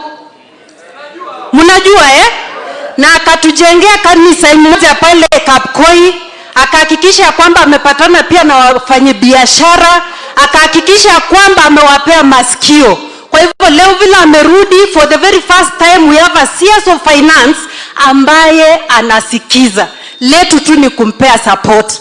Nataka niwahakikishia kwamba tangu ashike nafasi hiyo katika ofisi ya finance, nyinyi mumeona governors wakishika matawi wakisema pesa imechelewa, sio maneno ilisimama. Tunakushukuru, we can see your work. Tungependa pia kushukuru kwa sababu ya mambo ya autonomy ya county assembly. Hivi sasa na kwa muda mrefu tumekuwa tukitegemea, as the two arms of government tunategemeana, lakini ile financial independence ambayo mmetupea, tutahakikisha kwamba tumejikakamua pia kama legislature ku increase ile jambo linaitwa absorption rate. Hadi hapo karibu sana, asante. Mheshimiwa CS, Mheshimiwa MP wa Kisesi, kwa majina naitwa Nixon Cheplong, mimi ni Chief Officer wa Economic Planning, and we want to appreciate you for the restructuring the Department of Economic Planning. It is currently working towards the right trajectory and we really appreciate it. Thank you. Thank you very much. As we continue with our meeting, I know our CS will be finalizing this discussion in the next 1 hour or so, less than that. Sorry, we want to recognize our PSS. You know, PS Economic Planning and your colleague. It looks like it skipped my mind. So, karibuni. Was in Gishu. Next time, I'll not forget that. Apologies. I want to invite, I know there is a representative of our senator, Mr. Simon Kemei. Just stand up and wave. Kemei is our manager at the senator's office. So, karibu. Ningependa kumkaribisha my MP, Honorable CPA Ruto, so that he can give his comments or his remarks. Alafu atakaribisha PS. Alafu PS sasa utakaribisha Bwana CS. Karibu mheshimiwa.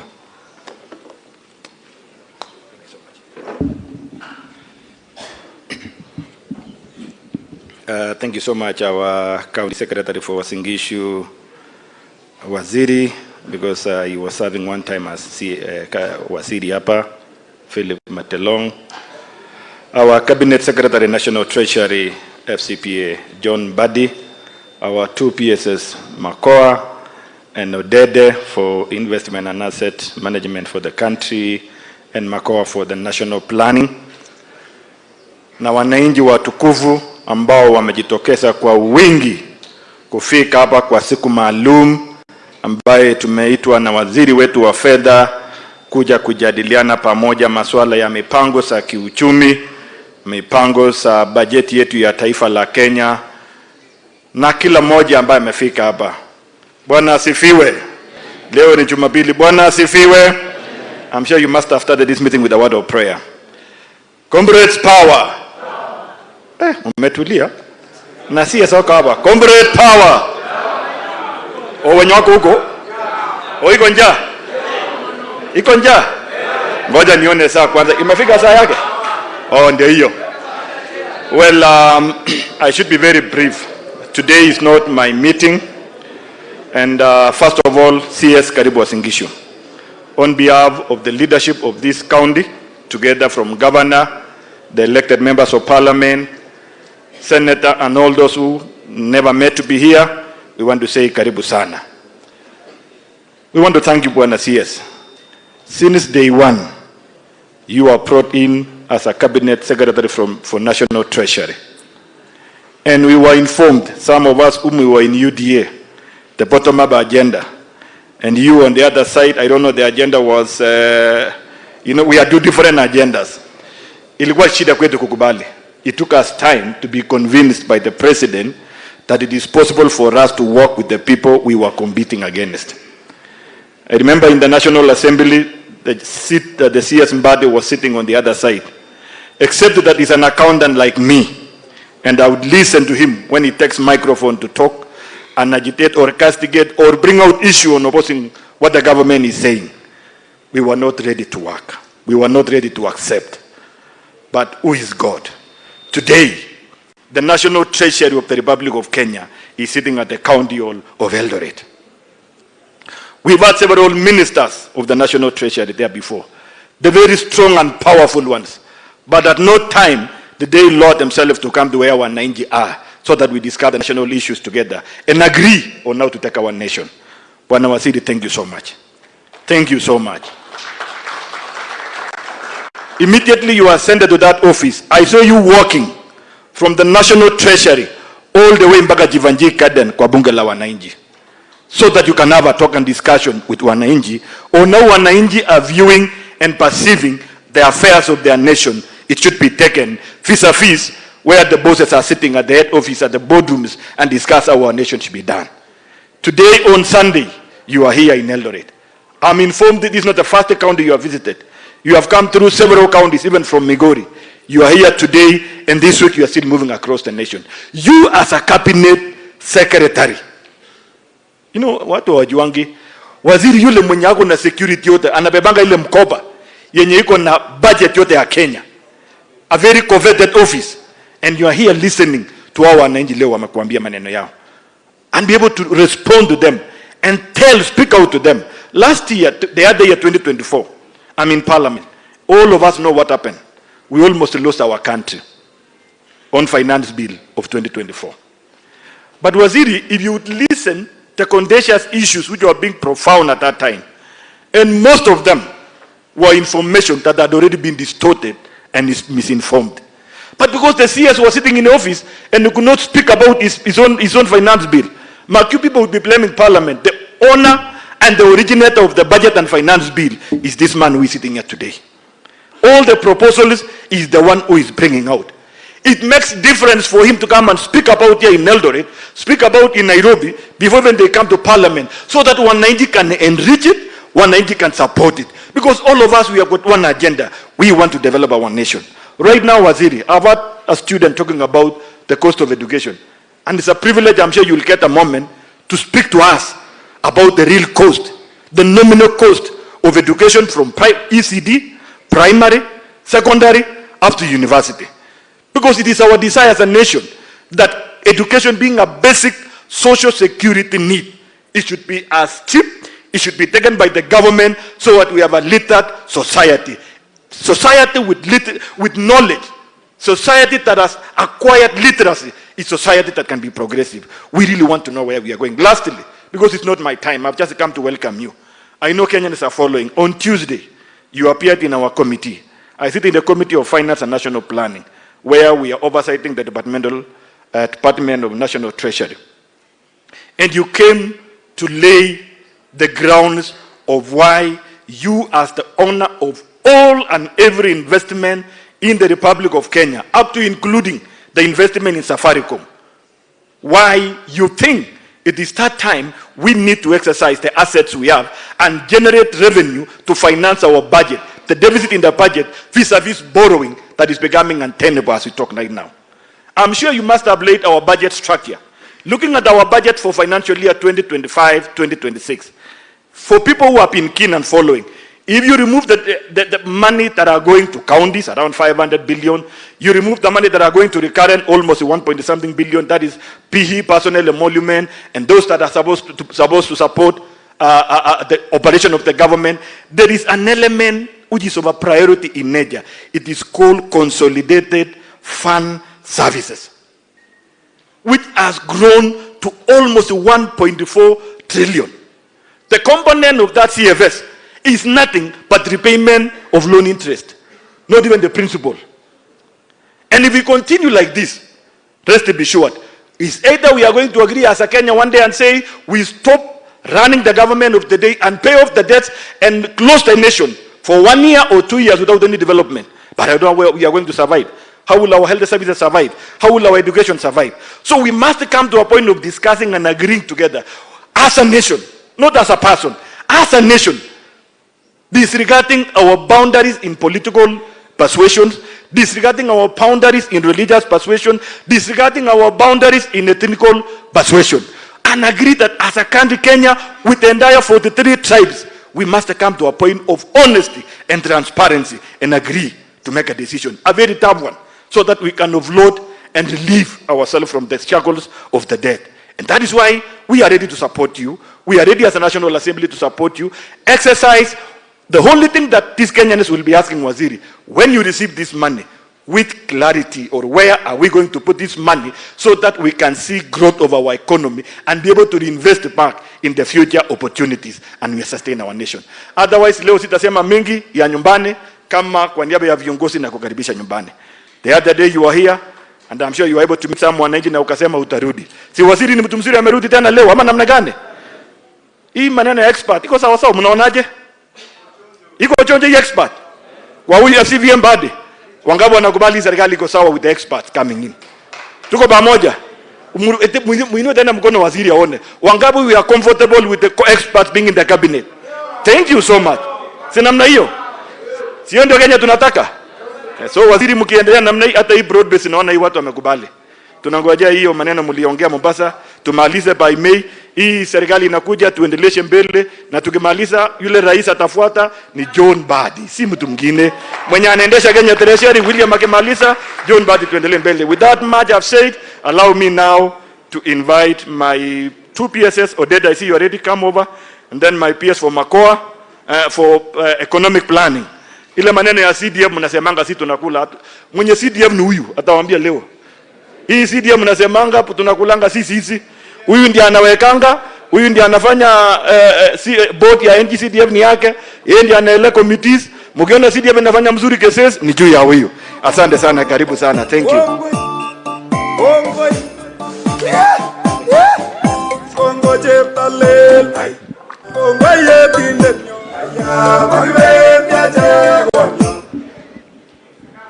God is good. God is good. And all the time, tusalemeni kwa hewa, please. I didn't know that this hall is that big. When you sit in front, you think we are having only a few people in this hall. Our Cabinet Secretary, the National Treasury, the area MP, the Ngao team represented here, my fellow Principal Secretary, Dr. Boniface Makoa, members of Parliament, those who are here, I think some of them have left, members of County Assembly together with the Executive, the business community, student leaders from various institutions of higher learning, distinguished members of Bunge la Wananchi, all invited guests, wananchi wenzangu, ladies and gentlemen, good afternoon. I am delighted to welcome you on behalf of National Treasury to this stakeholders forum here in Uasin Gishu County. The Cabinet Secretary is on tour of the counties with a view to creating a public awareness and seeking public views on the budget-making process and privatization of government-owned enterprises. We started this journey in Migori County, then Kakamega, and now today we are here at the home of champions. Subsequently, this bandwagon will head to Nakuru, Kiambu, Meru, Garissa, and Kilifi counties. This engagement brings together participants representing various interest groups, including the elected leaders, the business community, student leadership, Bunge la Wananchi, among others. This is in tandem with the Constitution requirement for public participation in formulation of government policies, programs, and legislation. Firstly, this forum has given you, the people of this county, a platform to engage the Cabinet Secretary on the benefit of privatization. And I want to tell you that privatization has and will improve efficiency in the management of government-owned enterprises. It will reduce the fiscal burden on the public budget and stimulate economic growth. It is evident that over the years, many government-owned enterprises barely survived on substantial government subsidies due to operational inefficiencies, and the Cabinet Secretary will elaborate on that. The perpetual injection of capital to such entities limits the state's ability to fund critical social services and infrastructure. Through privatization, we are able to attract private capital, cutting-edge technology, and managerial expertise, which enhance productivity, service delivery, and competitiveness. Additionally, privatization of government-owned enterprises supports the development of capital markets, encourage foreign and domestic investments, and align with the broader economic reforms that strengthen our market-driven economy. For your information, the ongoing offloading of government shares from Safaricom and Kenya Pipeline Corporation will help in revenue generation without increasing debts and taxation. Secondly, we are here today to gather your invaluable views on the budget-making process for the financial year 2026-2027, which is already ongoing. Public input is actively sought through consultation forums and submissions to ensure that the budget aligns with the priorities of citizens, and I believe that we will be getting those submissions so that we can look into them. Let me assure you that your views will not only be heard, but they will count, as Waziri will tell you more shortly. Ladies and gentlemen, now let me go to this issue that was raised on Agpo. We have embarked on the rollout of electronic government procurement system, popularly known as EGP, at both national and county level. The implementation and the use of EGP will result in reduced cost of goods, works and services. It will increase transparency in procurement process and practice. It will improve efficiency in procurement. It will maximize the value for money, accountability, improve confidentiality, integrity, authenticity of transactions, and streamline procurement processes.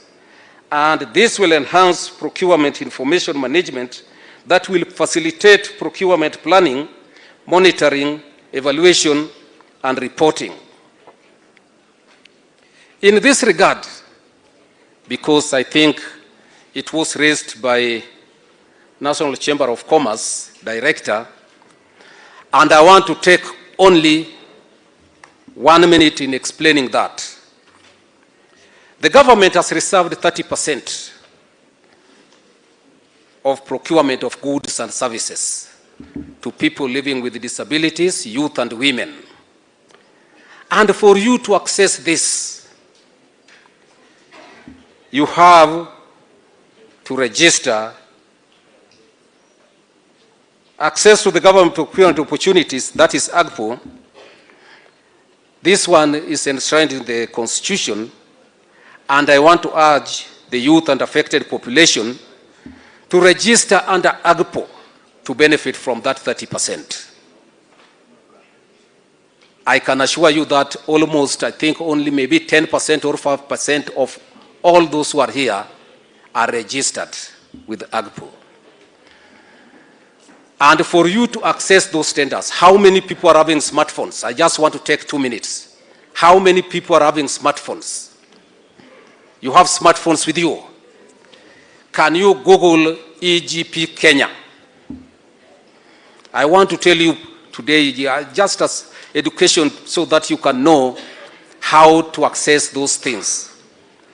How many have Googled EGP Kenya? EGP Kenya. Badu, you are there.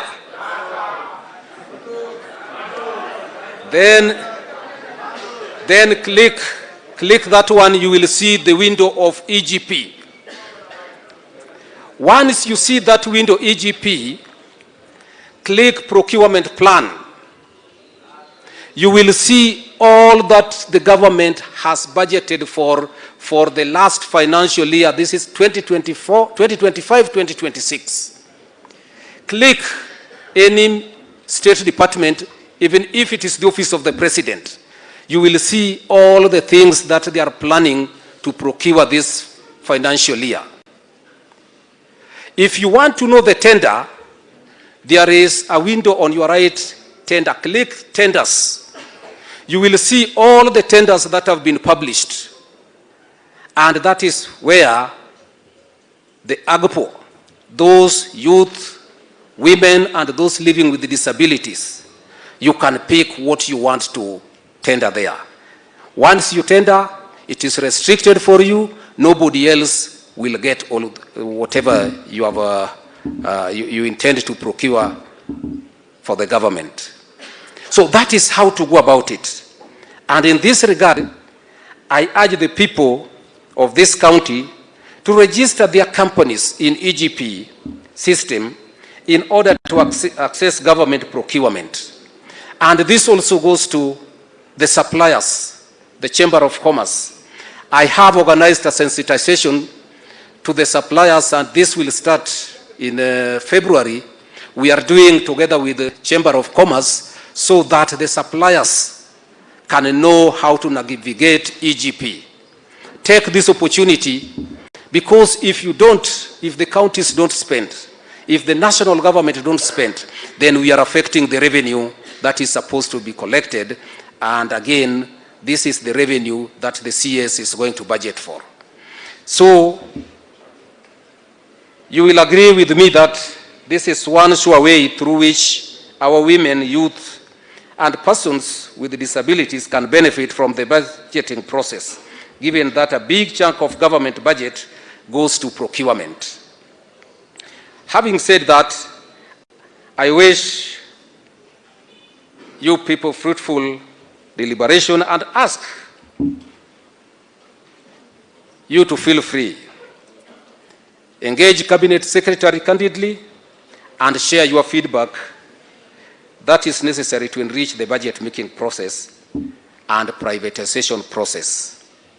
And with those few remarks, it is now my singular duty and pleasure to invite my fellow Principal Secretary to come and make his remarks, and thereafter invite the Cabinet Secretary now to answer all your questions. Thank you very much.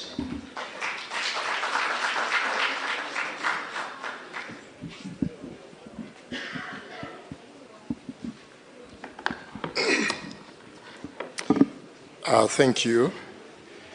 The Cabinet Secretary, the National Treasury, my colleague PS Cyril Odede, county leaders present, Mheshimiwa, Asante for being here, the business community, Bunge la Wananchi, students forum, our youth from this great county of Uasin Gishu, government officials present, wananchi wote, I greet you in Jesus' name. Bwana asifiwe. Good, is it morning or afternoon? Good afternoon. Before I start off, CS, allow me just to recognize one of the chair, the chair of one of my parastatals who is here with us, and I'll give reasons why I want him to always attend this engagement. That is Professor Wachana, chair of KIPRA. Tumpigie makofi tafadhali. Young people, are you here? Young people, power. Young people, rear. You know why I'm saying that? It is because KIPRA picks young professionals. These are just a few remarks before I read my official remarks. KIPRA picks every year young professionals, and they pick 30 young professionals who are fully sponsored by the government to be trained for a whole year, 12 months, on matters of policy, policy formulation, policy analysis, and all that data collection, so that their capacities are built to contribute to such a discussion. And we have also 10 who are self-sponsored. But through the leadership of the CS, within our department and together with KIPRA, we are now decided that in this budget and going forward, 30 are not enough. We want to target 3 to 5 per county so that they are trained, they are picked and trained, and they are able to contribute. And the good thing, young people, is that young professionals, as much as you're given is a scholarship, you also earn a stipend per month, 99,000 shillings per month. So tupigie CS makofi. In addition, I heard people ask that CS needs to increase these engagements. I want to assure you, from the Department of Economic Planning, we have heard you. We've been hearing requests for us to move around, especially to showcase success stories. One of the things through the leadership of the CS that we have done, Mheshimiwa, under NGCDF, is to move around and do the monitoring of the projects in the counties and document success stories that we'll be able to release so that people understand what is CDF doing and what is the impact of CDF. And I must tell you, Mheshimiwa, you guys are doing a great job of oversight. For the 14 constituencies we visited, you deserve a clap and a pat on the back. Thank you for the good work. In addition, the CS has rolled out what we are calling Gumzo la Uchumi Mashinani. It will be similar to this to all 47 counties, and we are starting off probably at the end of March or early April. We will move in all 47 counties, and our ambition is to go to all constituencies. Sit na bunge la wananchi, sit with the youth, and have a discussion. Give you what we are doing as a government. Where are we in terms of better agenda implementation? And then you tell us, are we in the right direction? What do you want us to do differently? That is true. Number 3, we are here CS because of 2 things: budget making process and privatization. And very quickly, I just want to touch on the 2 and say that, you know, budget making process in Kenya is a continuous process. We have 4 phases. Phase number 1, we are looking at budget formulation, which runs from August to February. And within this phase is where we will have what we call the budget circular, the budget review and outlook report. And then we come to sector working groups and public participation. We are still there. And this is why we are here, so that even if sector working groups are working, public participation is key to inform the final decision of what the budget statement will look like. Phase 2 is usually approvals, which runs from March to June. And then phase 3 is implementation, which will run from 1st July to June next year. And the last phase is, of course, the audit. But this first phase is key. I want to implore upon all of us that this is the beginning, but as long as we are still in office, we will be able to be moving around whenever we start this phase 1 of budget formulation. Allow me to read the few remarks I have, and then I will invite the CS. All the stakeholders are here.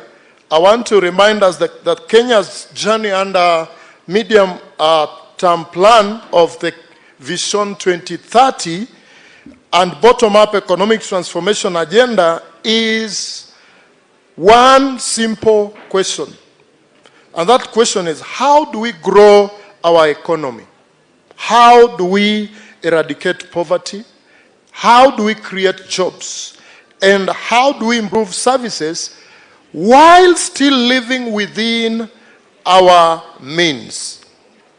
Today, given the increasing demand for better services, the Kenyan government that you have entrusted us under the leadership of the president to be in is compelled to deliver more under a tight physical space, which is occasioned by limited resources, budget deficits, and increasing public debt. It is worth to note that out of every 100 shillings collected in taxes, approximately 60 goes to servicing debt. On one hand, the government cannot continue raising taxes from Kenyans because evidence shows that higher taxes do not automatically result in increased revenues. On the other hand, we can also not continue with public borrowing. Why? Because it creates a vicious cycle of borrowing to repay. So what is remaining? What is the remaining option for us? This is privatization. And that is why we are here. And we are here from the perspective of economic planning. I want to assure you that privatization is not about selling Kenya. It is about making public assets work harder for the people, reducing pressure on the national budget, improving services, and creating opportunities at grassroots. I want to remind us that Kenya has been in this or worse space than this before. In early 2000, our economy was struggling. Jobs were scarce.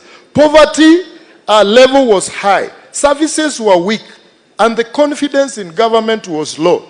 The government responded with what was called economic recovery strategy for wealth and employment creation, 2003-2007. And the strategy that was put in place restored discipline, opened space for private enterprises, focused government on its core role. The result was renewed growth, rising employment, and improved service delivery. The lesson from that period is that when reforms are well planned like this, when reforms are well explained to people, they work for the people. That very time, that is when we had the reform in telecommunication industry. Yeah? And we had government liberalizing private investment and putting in strong regulation that gave birth to what we call Safaricom today. And today, the Safaricom that was privatized, some shares were floated then, is what we are seeing today. And we believe that the way and the direction of government will result in positive results. We are here in this county of Uasin Gishu just to engage you in public dialogue. Public dialogue that builds trust, allows concerns to be heard, and helps government adjust reforms. Your feedback on service quality, affordability, and access is not an obstacle to reforms. It is what makes reforms legislative and successful. Allow me not to continue, but take this opportunity to welcome the Cabinet Secretary,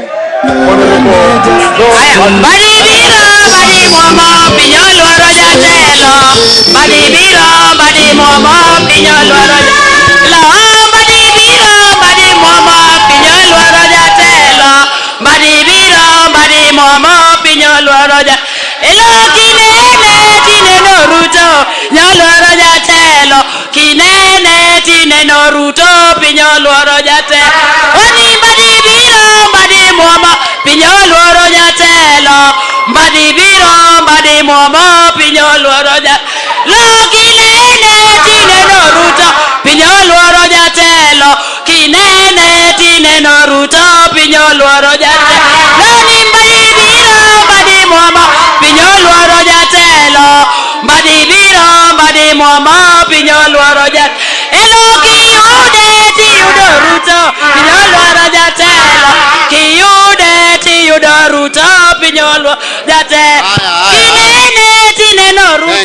Thank you.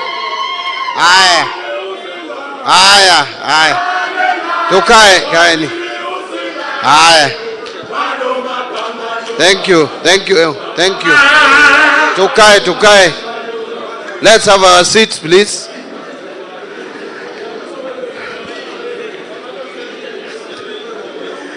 Eldoret oye! Eldoret oye! Eldoret TV! Vijana viva! Comrades power! Thank you. Aya. So, you will allow me first to make my official speech. Alafu ndachukua muda kidogo sana. I speak off the cuff.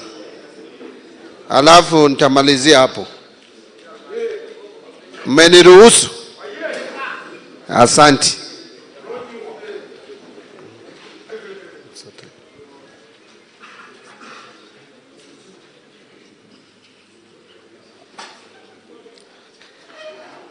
So representatives from the University Students Association, esteemed student members, members of the business community, members of the Bunge la Wananchi, Member of Parliament for Keses constituency, my friend, professional colleague and brother Julius Ruto, my two principal secretaries, the county commissioner, ambaye leo sisi ni wageni wake, the county government led by the county secretary and members of county assembly represented here, other distinguished guests, wafanyikazi wa serikali ya juu na ya county. Kuna mtu nimewanja nje? Jua kali sector, bunge la wananchi, the business community. Wacha nimalizie kusema distinguished guests, ladies and gentlemen, good afternoon. First, I want to make it clear that this process that we are undertaking today, this engagement, is not an academic exercise.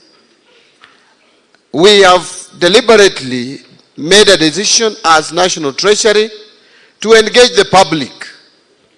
When I got into this office, I made a promise to the people of Kenya that I'm going to demystify what National Treasury is all about and make it an institution that interacts with the people we serve, because we work for you.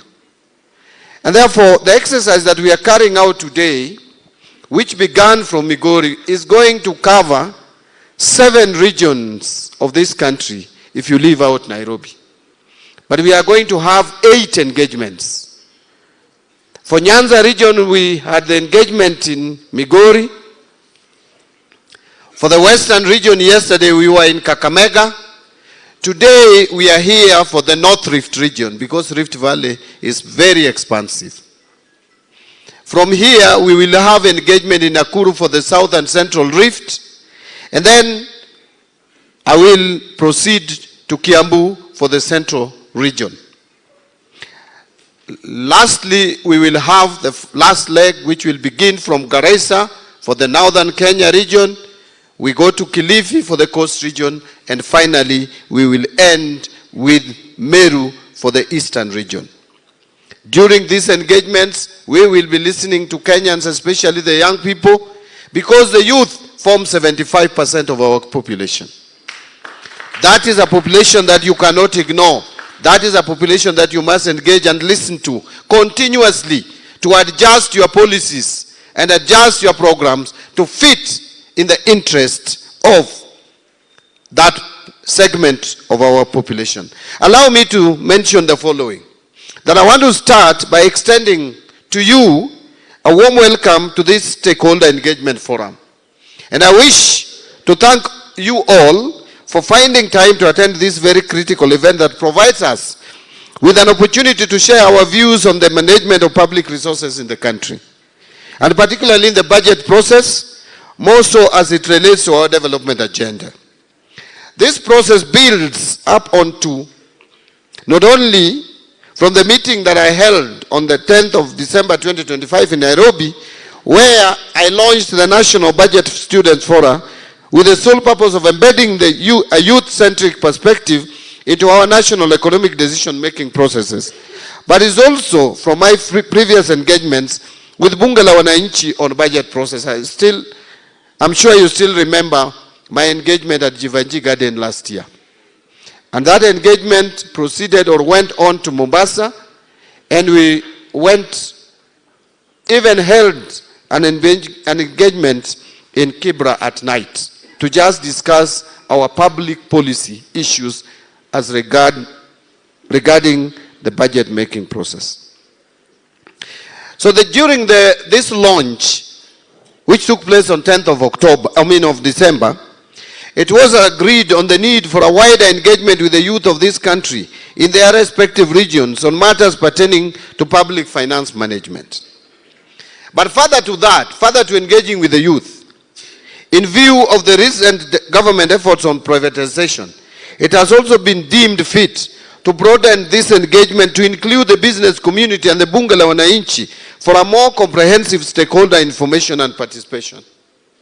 That is why today, apart from the youth, we are also here with representation or representatives from the business community and also representatives from Bunge la Wananchi and even the county governments and the national government, so that we can understand what is this animal in the room called privatization. And I will come to that when I'm making my off-the-cuff remarks, so that you can understand what the government of Kenya is trying to do.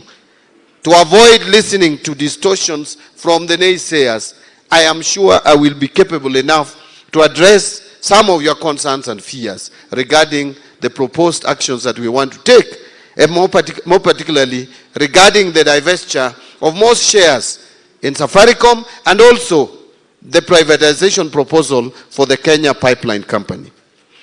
The successful engagement with the Bunge la Wananchi in the last financial year, as I mentioned, could only be built upon. Feedback from that engagement and feedback from the membership of the Bunge la Wananchi, it was agreed that engagement must continue. The National Treasury's engagement with members of the business community is also not new. Under my watch, it has definitely been enriching in shaping my resolve to have in place more inclusive policies that allow more Kenyans to participate in public resource management.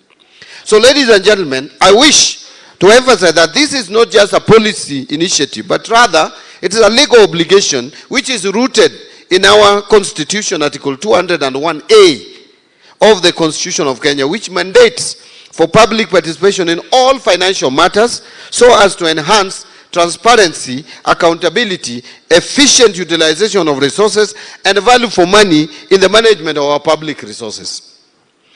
At the National Treasury, we have come to the realization that the government alone cannot effectively respond to the multifaceted challenges facing our country, particularly on unemployment, gaps in skills development, digital literacy, entrepreneurship, and inclusive governance for a demographic dividend.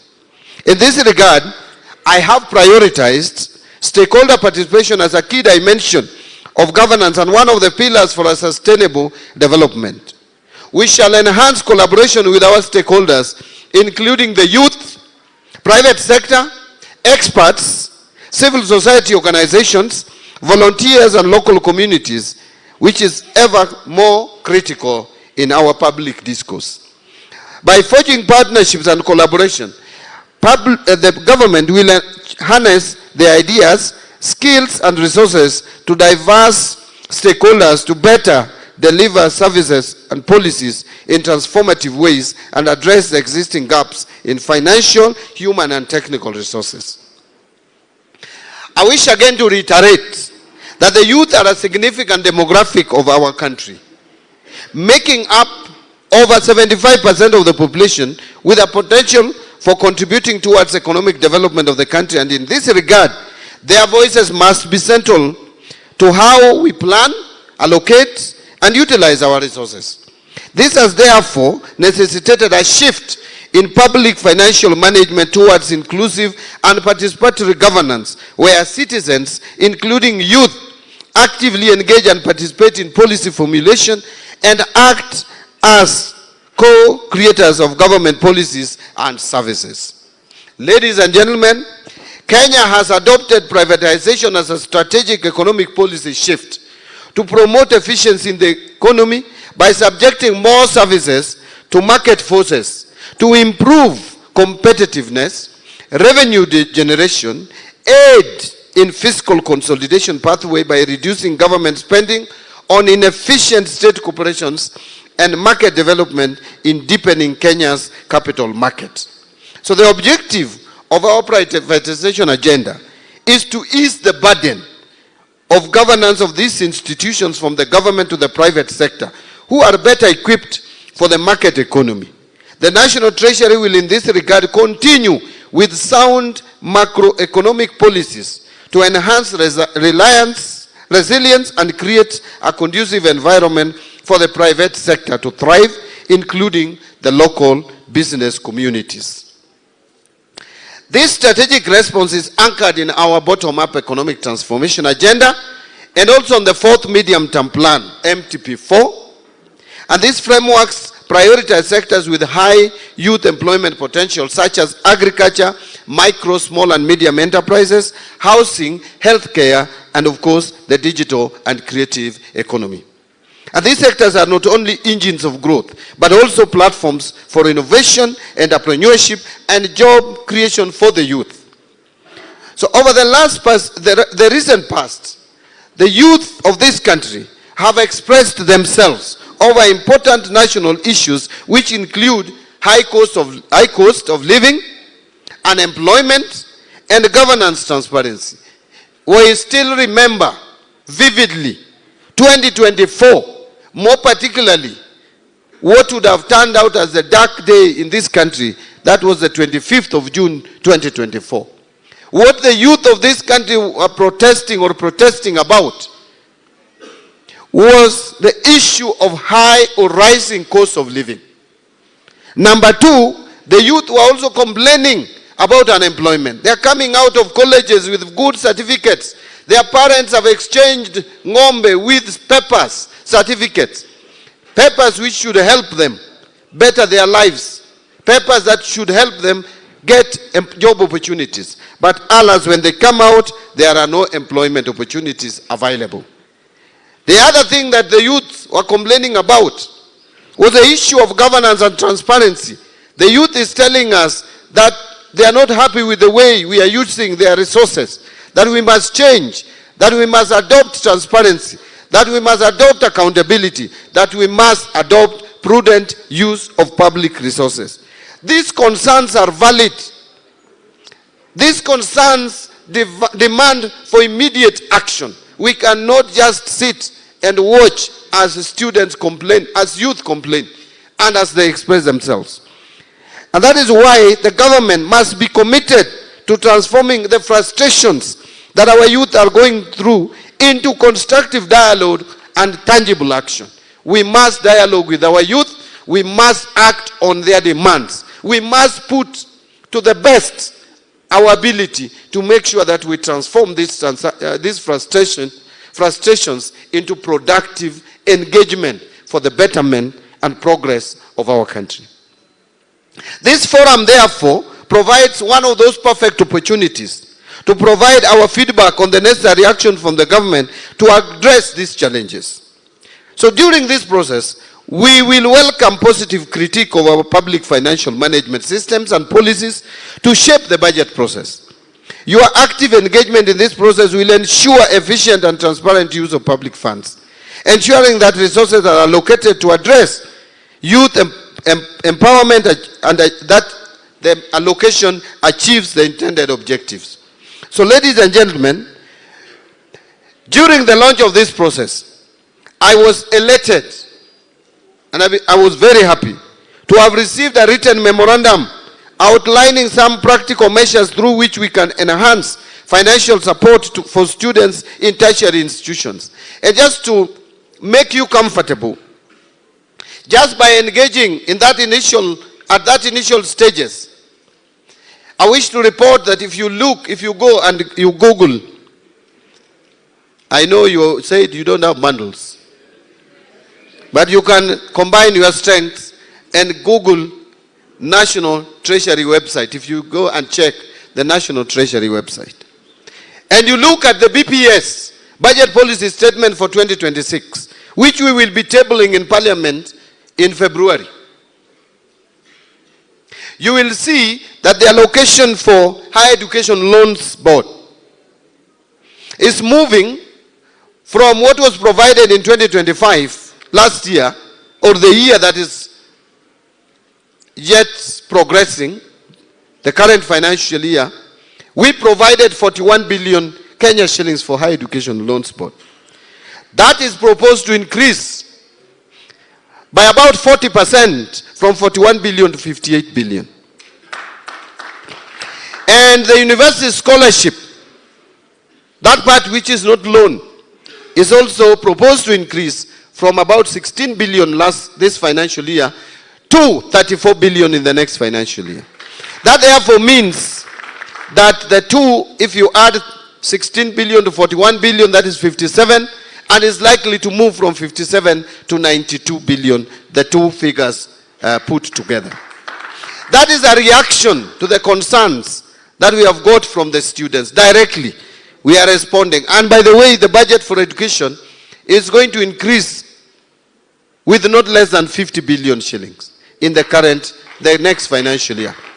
But we are working on the figures and looking at our budget to see if we can even make more resources available for education, because a society that does not care and invest in education of their population is a society that is destined to collapse. That's not a society that would make progress.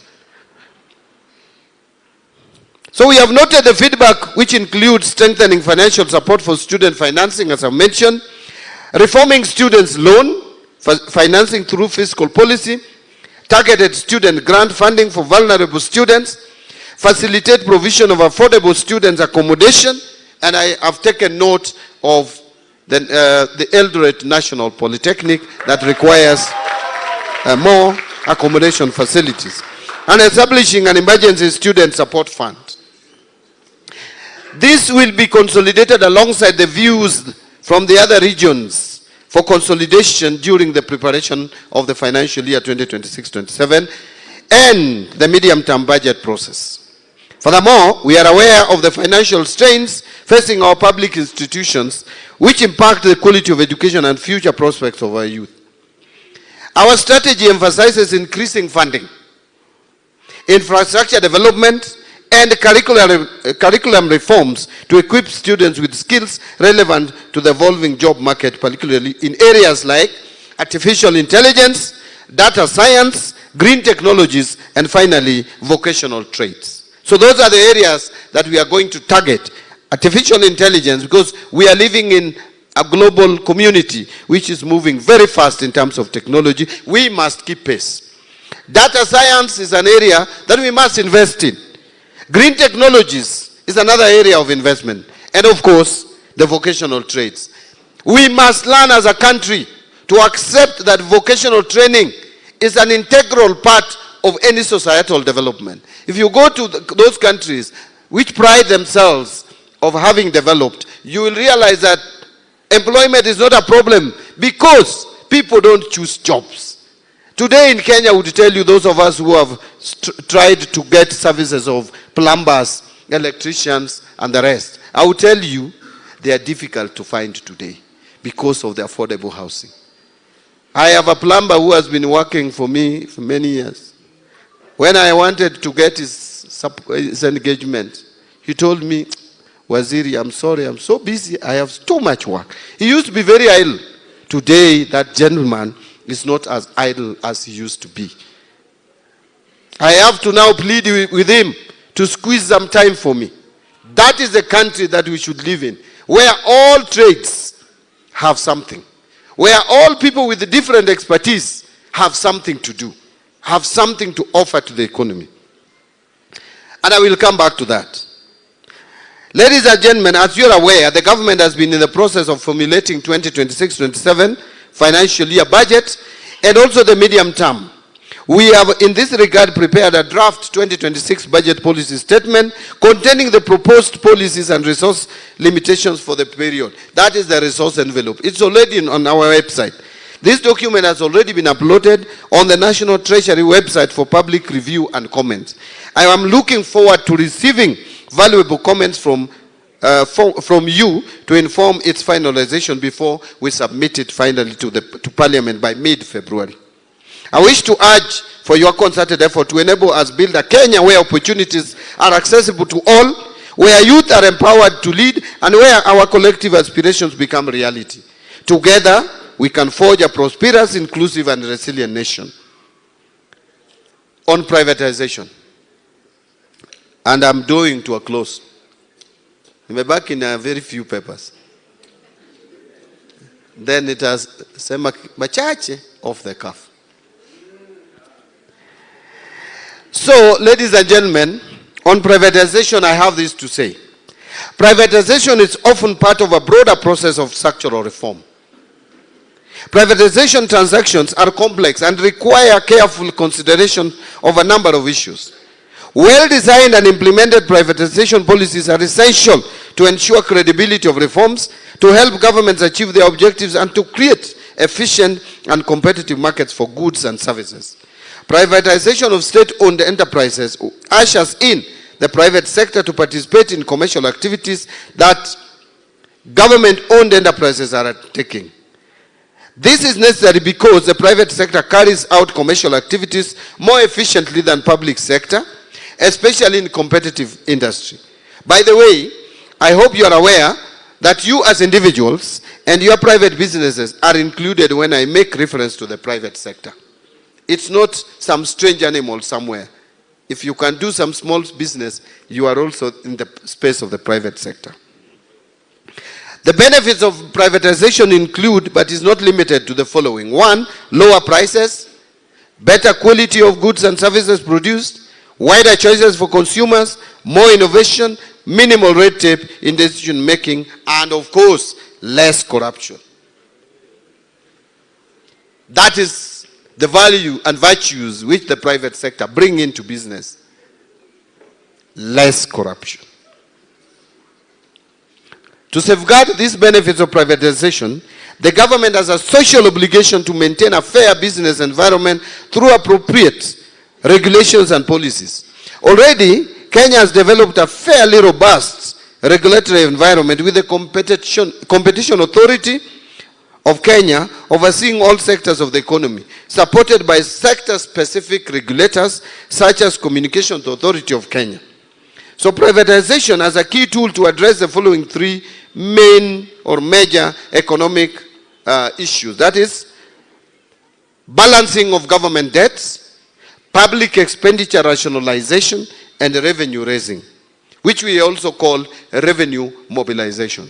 So we talk about revenue mobilization, we talk about expenditure rationalization, and we talk about government debts. In this regard, a robust program must be designed to address fiscal sustainability challenges by limiting government debt, constraining budget deficits, that is reducing budget deficit. And that is one of the questions that one of us asked, that what are we doing to make sure that we correct the messes of the past? 1, we are limiting government debt. 2, we are constraining budget deficits. And we are promoting counter-cyclical fiscal policy. Having pursued in the past few years fiscal consolidation, the policy has now reached optimal levels and hence cannot be pushed further. Kenyans are saying they are choking. We are overtaxing them. We cannot continue to tax Kenyans anymore. And what I mean here is not that you are not going to pay taxes. What I'm saying is that we cannot continue increasing taxation. If anything, now we must look for ways of reducing the tax burden on Kenyans. That is what you expect. You don't expect any more taxes to be loaded onto your payslips or your businesses.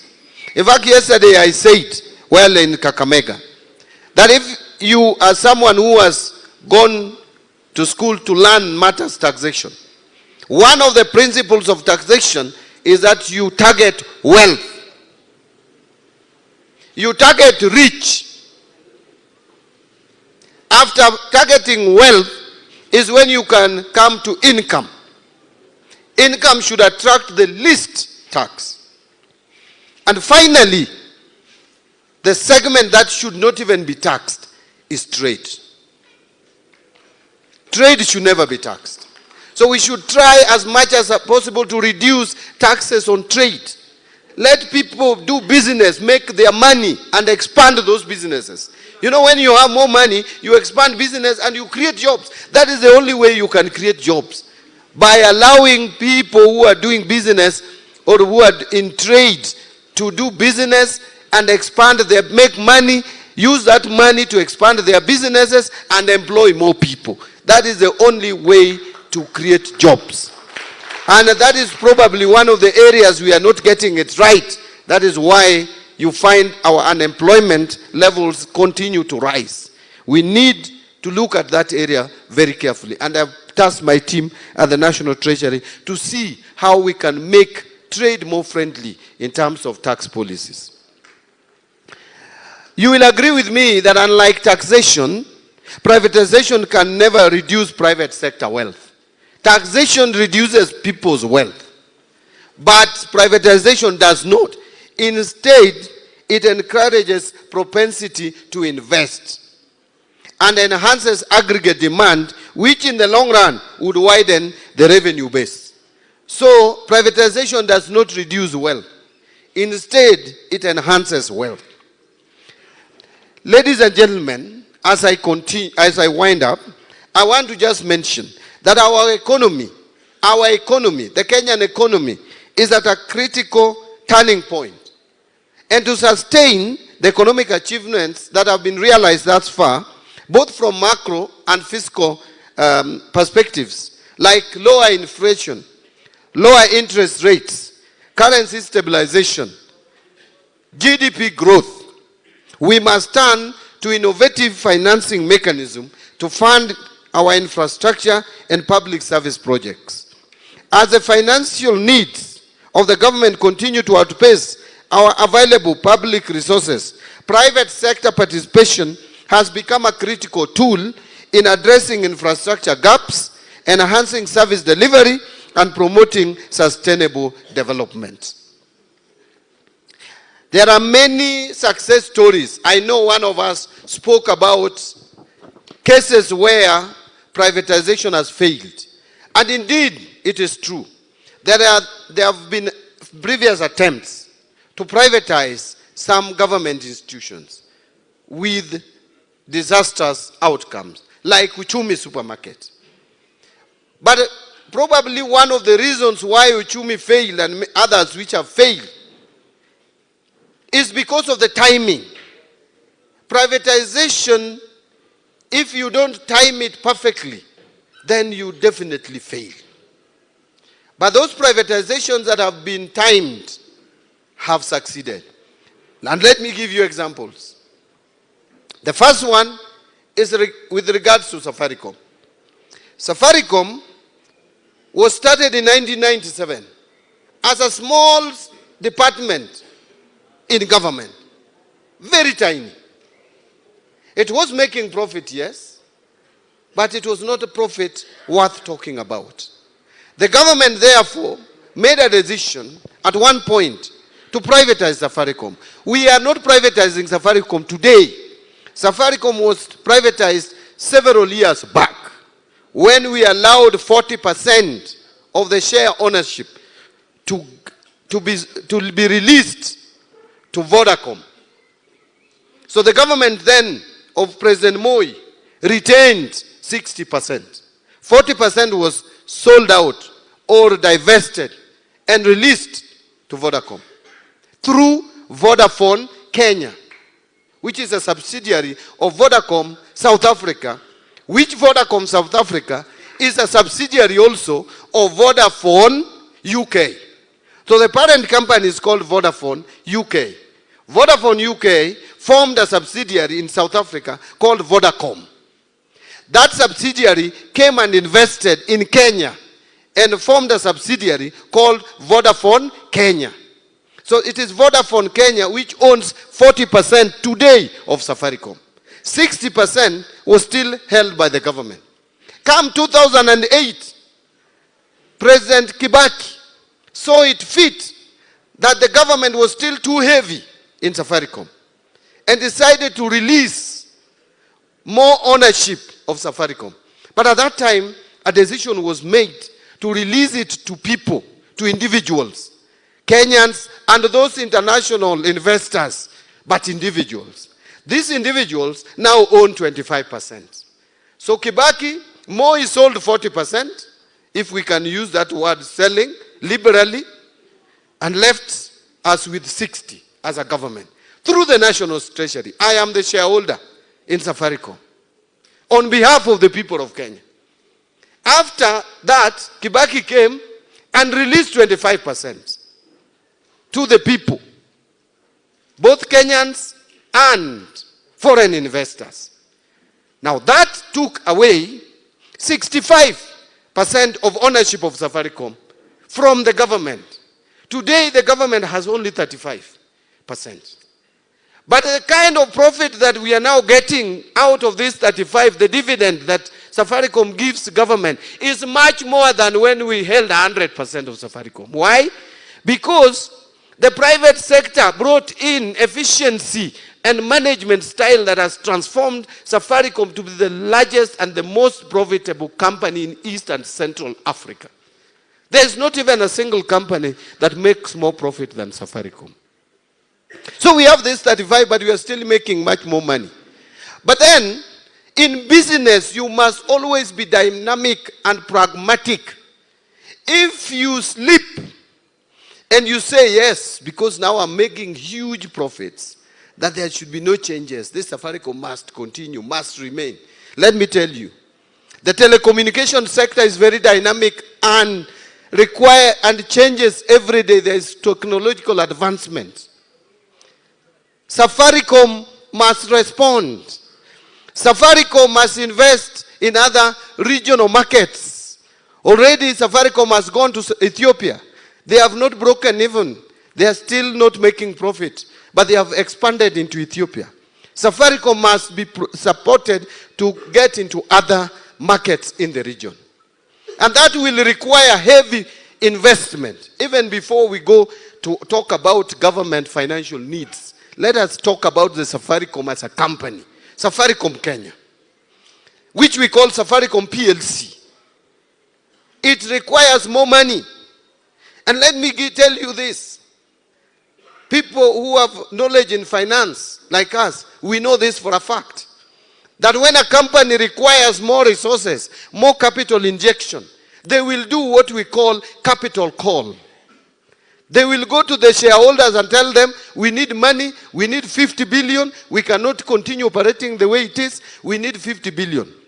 And the moment they say they need 50 billion, the government of Kenya holding 35% will be required to contribute 35% of that 50 billion, which will translate to about 16, 17, 18 billion. Now, at that time, already a call has been made. A call is made to John Mbadi, who is the CS National Treasury.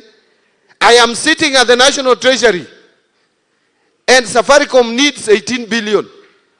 And at that time, lecturers are in the streets protesting for low salary. They want their salary to be enhanced. Our doctors are in Upper Hill calling Duale to come down because there is no money. Our children need more money to go to school. There is no capitation. We need more money to go to SHA because the 13 billion that I put for primary health care is not enough. You require 4 billion more, like now I've been told. We have to release 4 billion more to go to SHA for primary health care. 8 billion that we have put for emergency, chronic and critical illnesses like cancer, diabetes is not enough. I am weighing these options.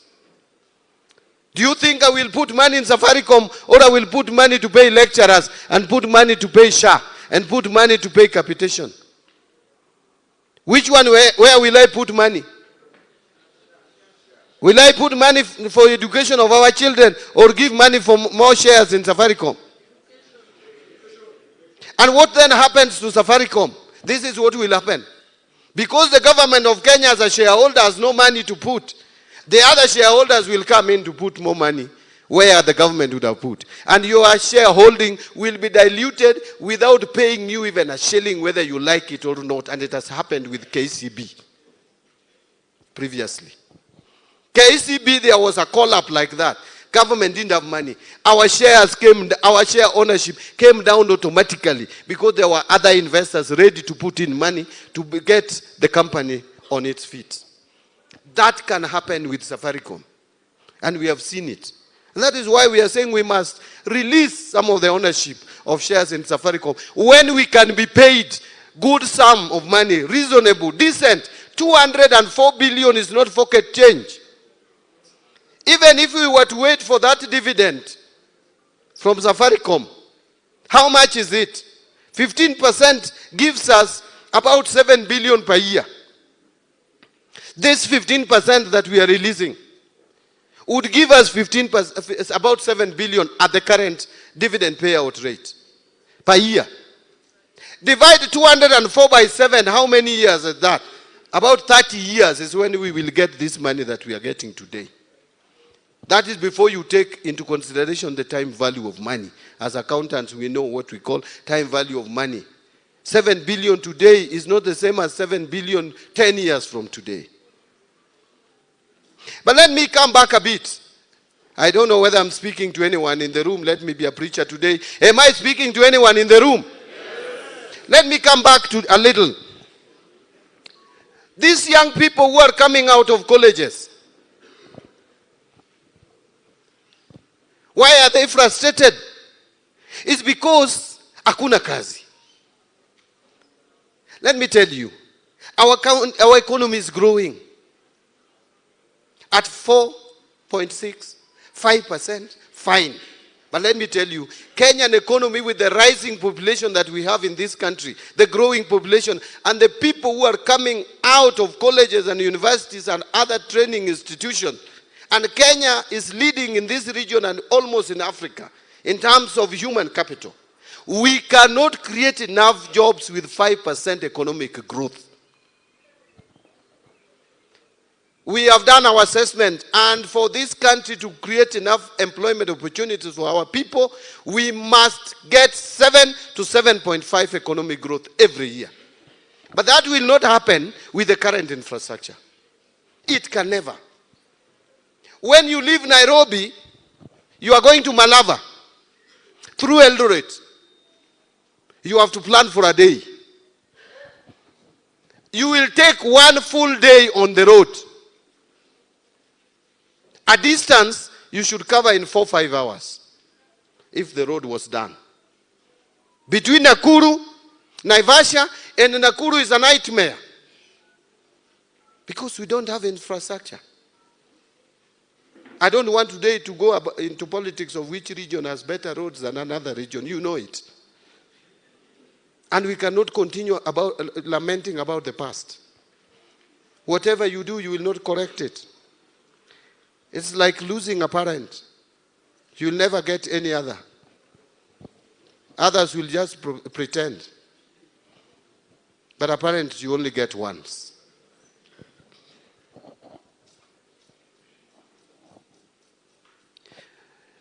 Yes. If you left Malava with your fish going to Nairobi, you must spend more in preserving it because the road is terrible. When you arrive in Kenya, you are coming from other place and you arrive at JKIA. Those of us who travel, you see the shame of our airport. We must develop that airport. The president has spoken about it. We must do it. And that is why I'm happy working with Ruto, because he's a bold leader.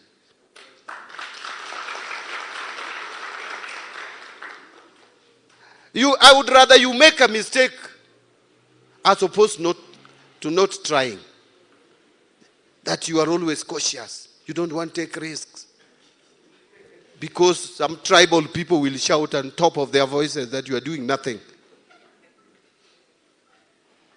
But let me not go there before my time of going there. I am still on privatization. Listen to me. JKIA requires about 260 billion to do. Can we borrow money to do it?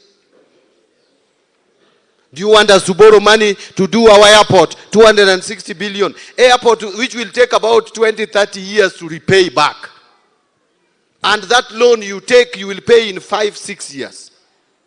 That is why SGR has not given us the economic benefits that we thought we would get. Because it is a 30-year project and we didn't even land with it where it should have landed. We have left it in someone's shamba.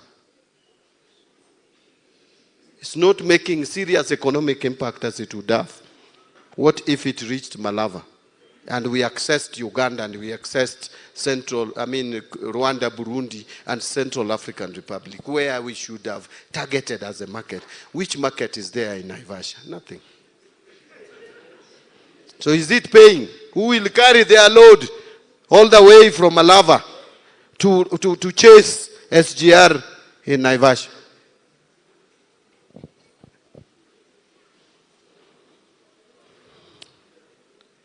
Irrigation. We have done our calculation, and it is clear, my friends, you are talking about cost of living. We still have food shortage in this country. We are not producing enough. We lack maize. Those of us who eat ugali, in fact, if you tell a Luo and a lawyer, and I know there are enough in the room, if you give them food, lunch, without ugali, there is no food. Hiyo ni kama breakfast. Any food you bring without ugali, hiyo ni breakfast. Now you ugali, the shortage of maize in this country is between 10 and 15 million bags every year. So sample this. Galana Kulalu, we have done experiment. Right now we are harvesting. We have harvested actually from 1,500 acres that we did as an experiment. Each acre is producing between 30 and 35 bags. And in one year, you harvest twice. So that is 60 to 70 bags per year. 60 bags, let's take the lower. 60 bags. And if we do a dam along River Tana for Galana Kulalu, if we do the dam, we will spend between 30 and 40 billion. But the 200, we can irrigate 200,000 acres. Each acre producing 60, multiplied by 200,000. That is 12 million bags of maize every year we will make. You have covered the shortfall of maize production in the whole country. That is why we want money. We need money to do serious investment. Lastly,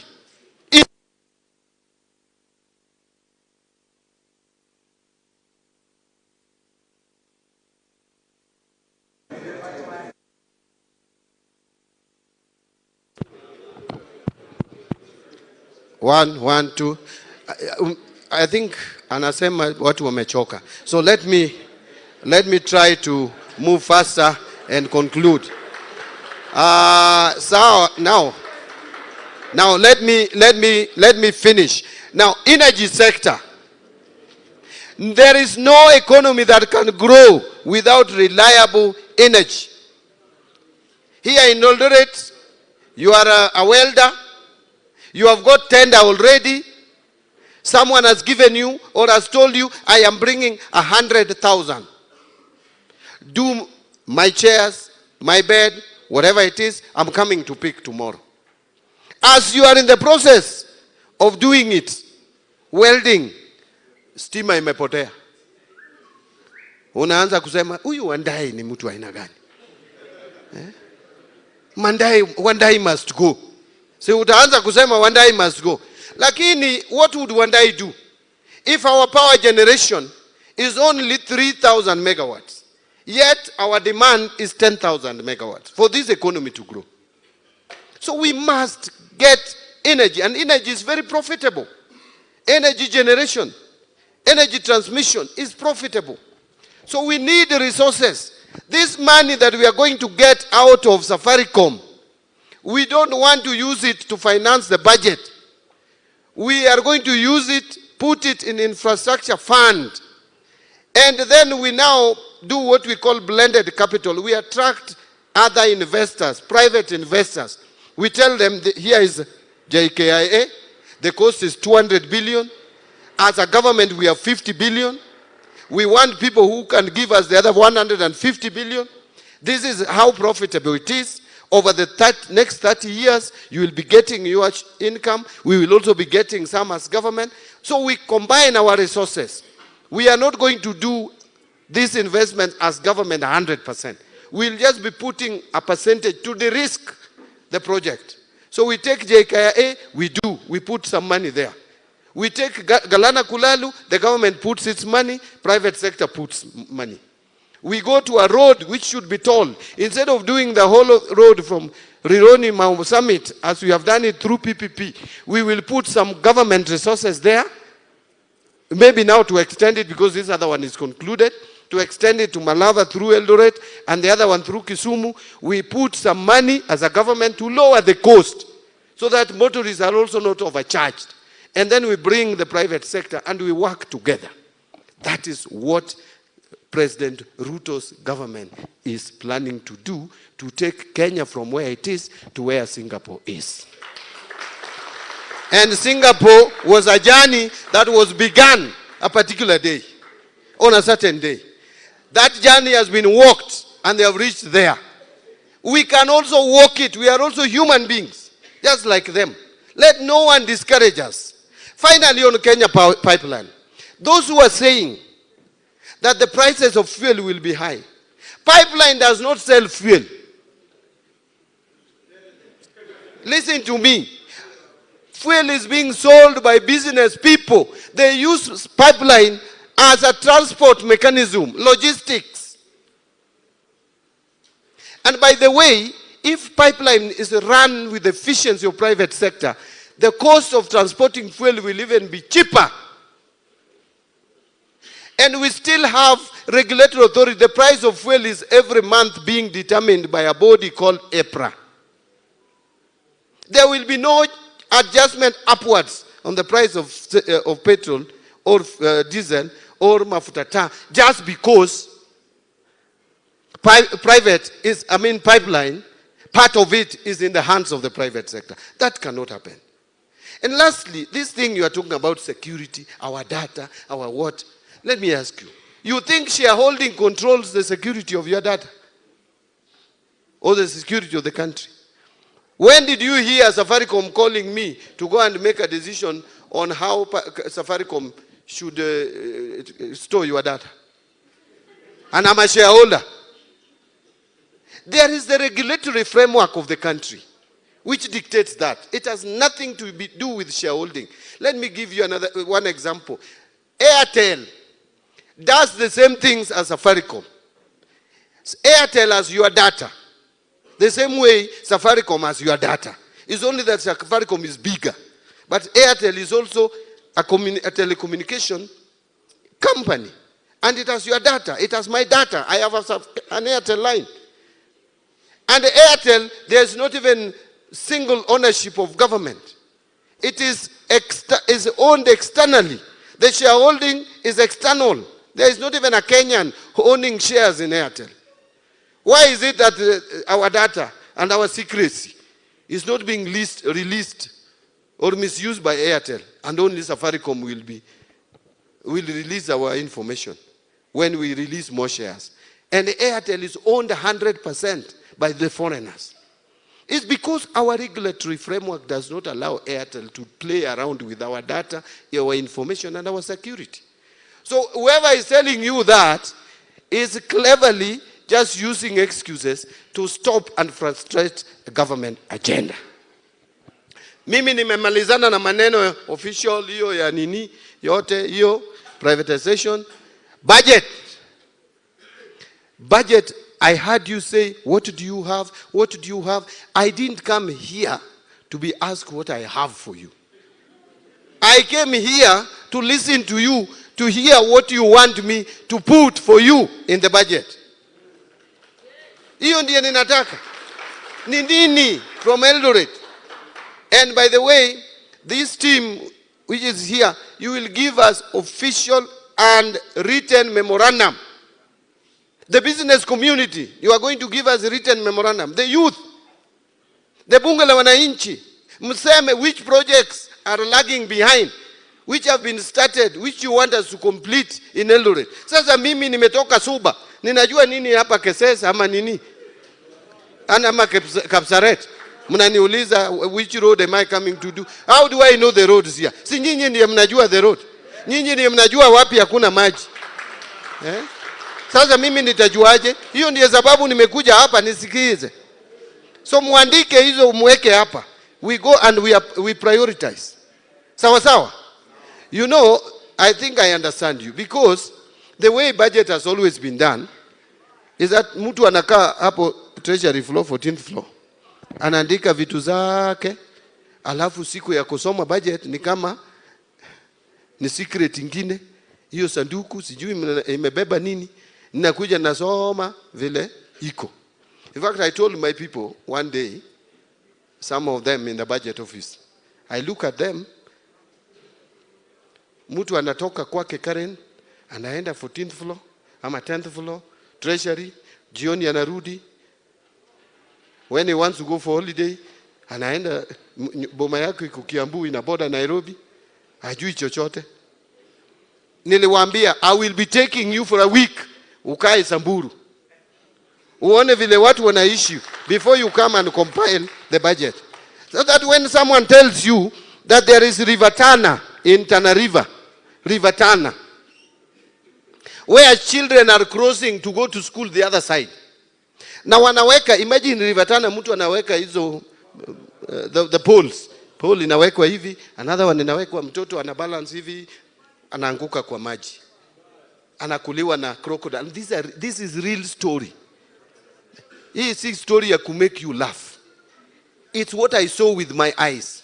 Real story.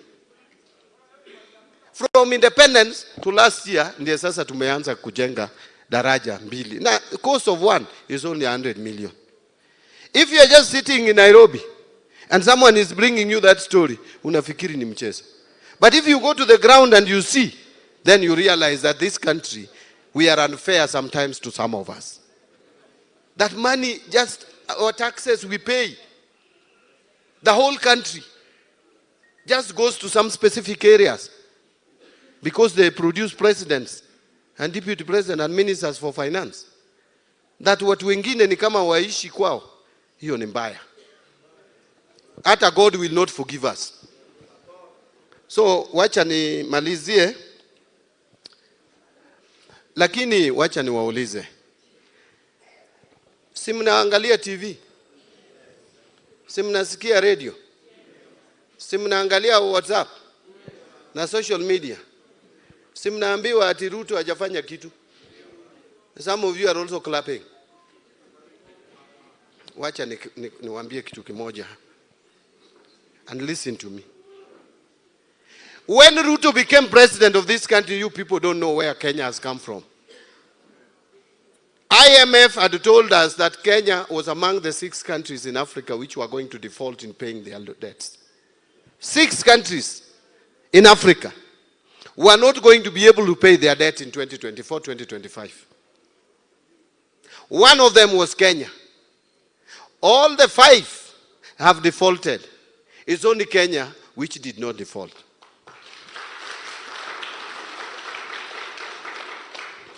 Ethiopia defaulted. Ghana defaulted. Si mnajua hiyo? Gambia defaulted. Mozambique defaulted. Chad defaulted. Kenya did not default. Na mjui kudefault ni nini? Let me tell you, if a country defaults, si kama wewe umedefault kulipa deni ya jirani yako. Iko tofauti. It is not even like defaulting in paying mshwari. Ama ile ingine inaitwa nini? Si kama ya Hustler Fund. Hiyo mnaweza cheka na wale wamekupea hiyo pesa. If you default in paying your loan, IMF and World Bank will be the first one to arrive in the country. Because they also have given us loans. And when they arrive, they are taking you to a route we call Paris. My friend, this is what will happen. First, they will tell you, si mmejiingiza kwa matope, tutawatoa kwa matope on condition. Number 1, salary ya all civil servants, starting with the president, half. Staff in your public service, una reduce by half. Chiefs mko na ngapi? 10,000, 5,000. MCA ni wangapi? 1,450 wards, half. Wabunge ni wangapi? 290 constituencies, half. Walimu ni wangapi? Sijui 400 and what thousand, half. Capitation mnaweka ngapi? Ni hivi, half. I am not giving you idle talk. That is how countries which have defaulted have been treated. Is that what you wanted for Kenya? When Ruto became president, inflation in this country was at 9.6%, going to double digit. When Ruto became president, my friend, we had forex reserves of only 3 months of import cover. Today it is 5.3 months, even beyond the target of 4 months. Today inflation is below 5%. Today interest rates, you said that interest rates are still high. It is true they are high. And we are working to make sure they are lowered further. But 1 year ago, average interest rates, if you went to the bank, was 17.2. Today it is 14.9. And we want it to go down to 12%, if not to single digit. Banks have been giving us loans like Shylocks. There was no difference. Because if banks can give you loan at 26, 28%, and Shylocks are also giving you at 30%, what's the difference? But we have managed some liability. And just allow me to say this, I know time imeenda. But I want to tell you, the people who are saying that the government is not doing anything. I went into that office, I lost weight in 2 months. Na hii si kitu ya kucheka, karibu nikufe. So you need not to laugh when I was about to die. Please, sympathize with me. The reason why I lost weight is because unaingia kwa ofisi, inafika 15th of the following month na hata hujamaliza kulipa mshahara ya wafanyikazi wa serikali.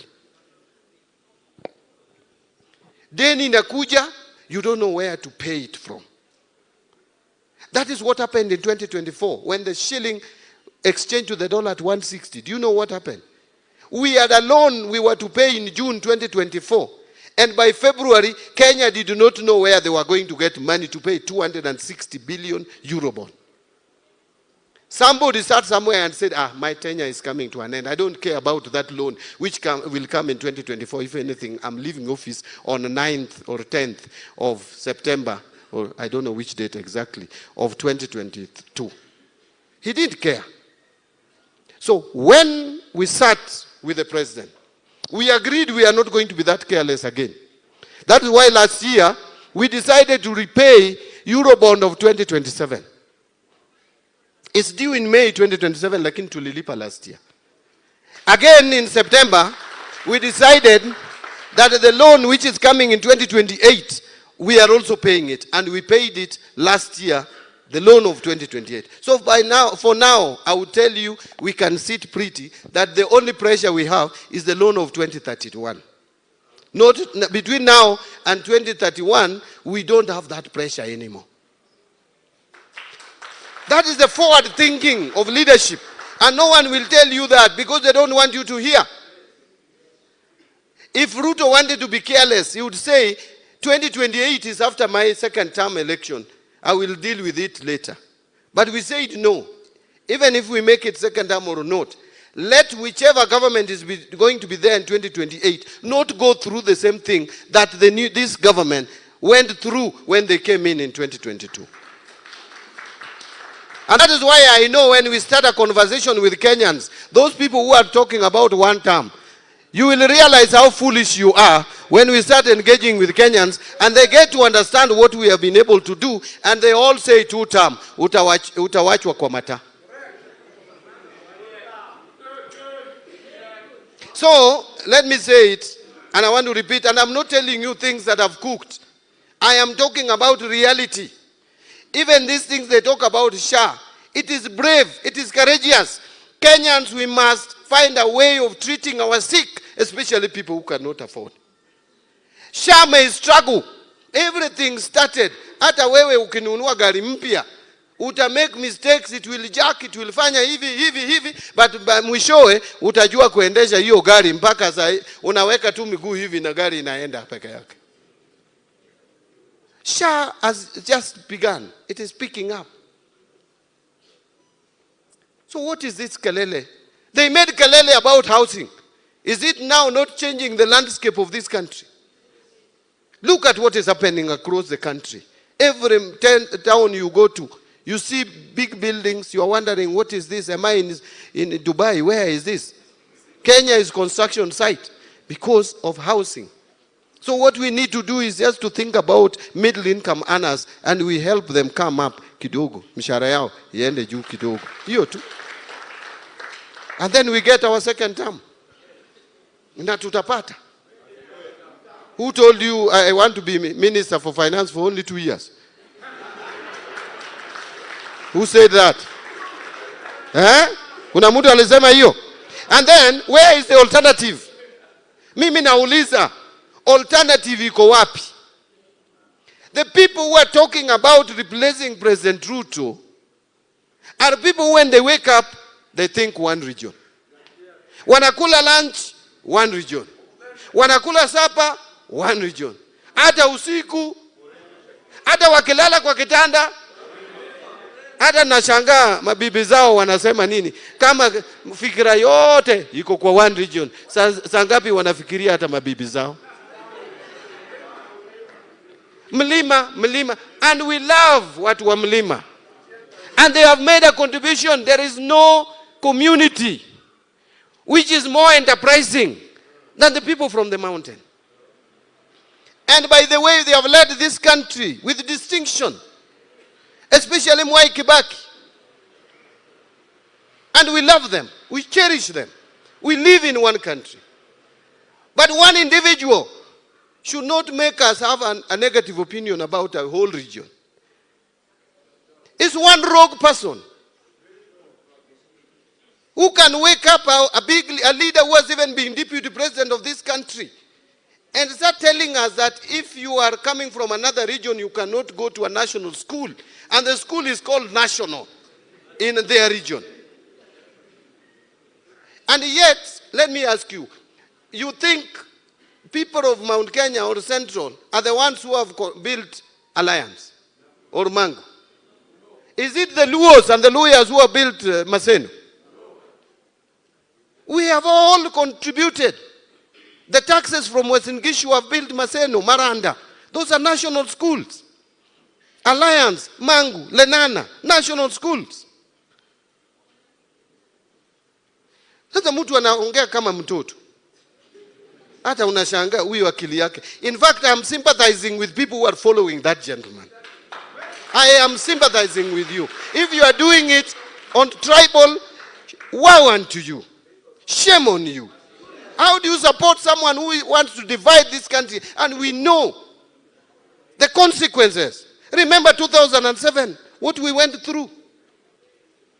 In my neighborhood, next to my home, a woman came with a head, kichwa, peke yake, ya bwana yake. Ajui mwili ingine iko wapi. Because of 2007, we don't want to go back there. Leaders who are still having such mindset, I want to tell you, your time is up. This Kenya does not belong to you. In fact, you don't belong to this country. You should find your own country to live in. This country is for people with progressive minds. People who are thinking about tomorrow, not tribal bygones. Let me wind up.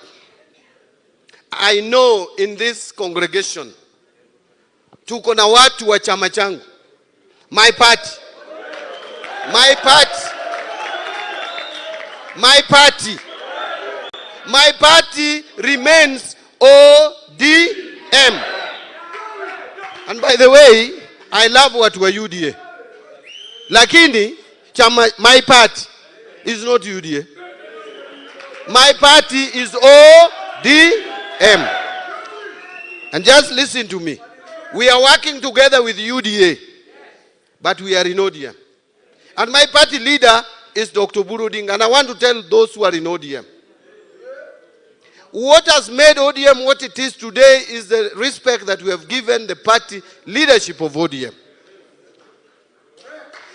There is no single individual in this world who has no weaknesses. Even our departed hero had his weaknesses. Those of us who lived or worked closely with him know. But anybody has a weakness.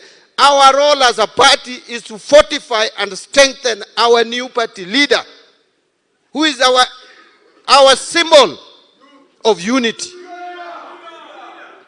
But again, let me tell you what we're ODM. Our only route to leading this country as a party is through working with William Samoei Ruto. We have no any other choice. And by the way, if you are out here and you are speaking another language, you go to Nyanza. The people of Nyanza have already decided. They are giving Ruto a second term. And once tukimalizia hiyo yake, tukimalizana na Ruto, in 2032, hata sisi tuko tayari kuongoza hii nchi. Kwa hivyo, mimi ninataka kuwasihi watu wa UDA, wakati ikifika, 5 years is not a long time. 6 years is not a long time. Tutawapea, we will give you second term. We will give Ruto second term, not just because he's Ruto, but because of what we have seen he has done and how he has tried to unite this country. Which president anywhere in the world can take Ministry of Finance and give someone who did not campaign with him? It's only the courage of one person. He's the only one who has a rare courage. And for that reason, some of us are ready. Remember, some of us have been salivating to also be able to manage the resources of this country. And 17 ministers have been in office. Ngoja. 17 ministers have been in office. The 18th one, ndiye sasa amekuwa Mbadi. In this country, we have had so many attorney generals. And the region where I come from produces some of the best brains in the legal field. But since independence, the first attorney general who has come from the region where I come from is Dorcas Oduor, appointed by William Ruto. And let me tell you, we have agreed as ODM. ODM is in Nyanza. ODM is in Western. ODM is in the coast. ODM is in Northeastern. ODM is in Turkana. ODM is in Masai. We are remaining as one united whole because we know our strength is in unity. The Luyas and the Luos and the coastal people, we must remain together. And the party ODM does not belong to the Luo community. Luos who are here, remember, Luyas are supporting ODM. Remember, Turkanas are in ODM. Remember, Masais are in ODM. Remember, even Kalenjins were originally in ODM before they went to UDA. So we are a national party led by national leaders. Oburu will remain our leader. The time will come when we are going for presidency as a party. We are going to come out very strongly and you will pick the best based on performance, track record, and all that is required of a leader, and we will go for it. Otherwise, I want to end there. Ninataka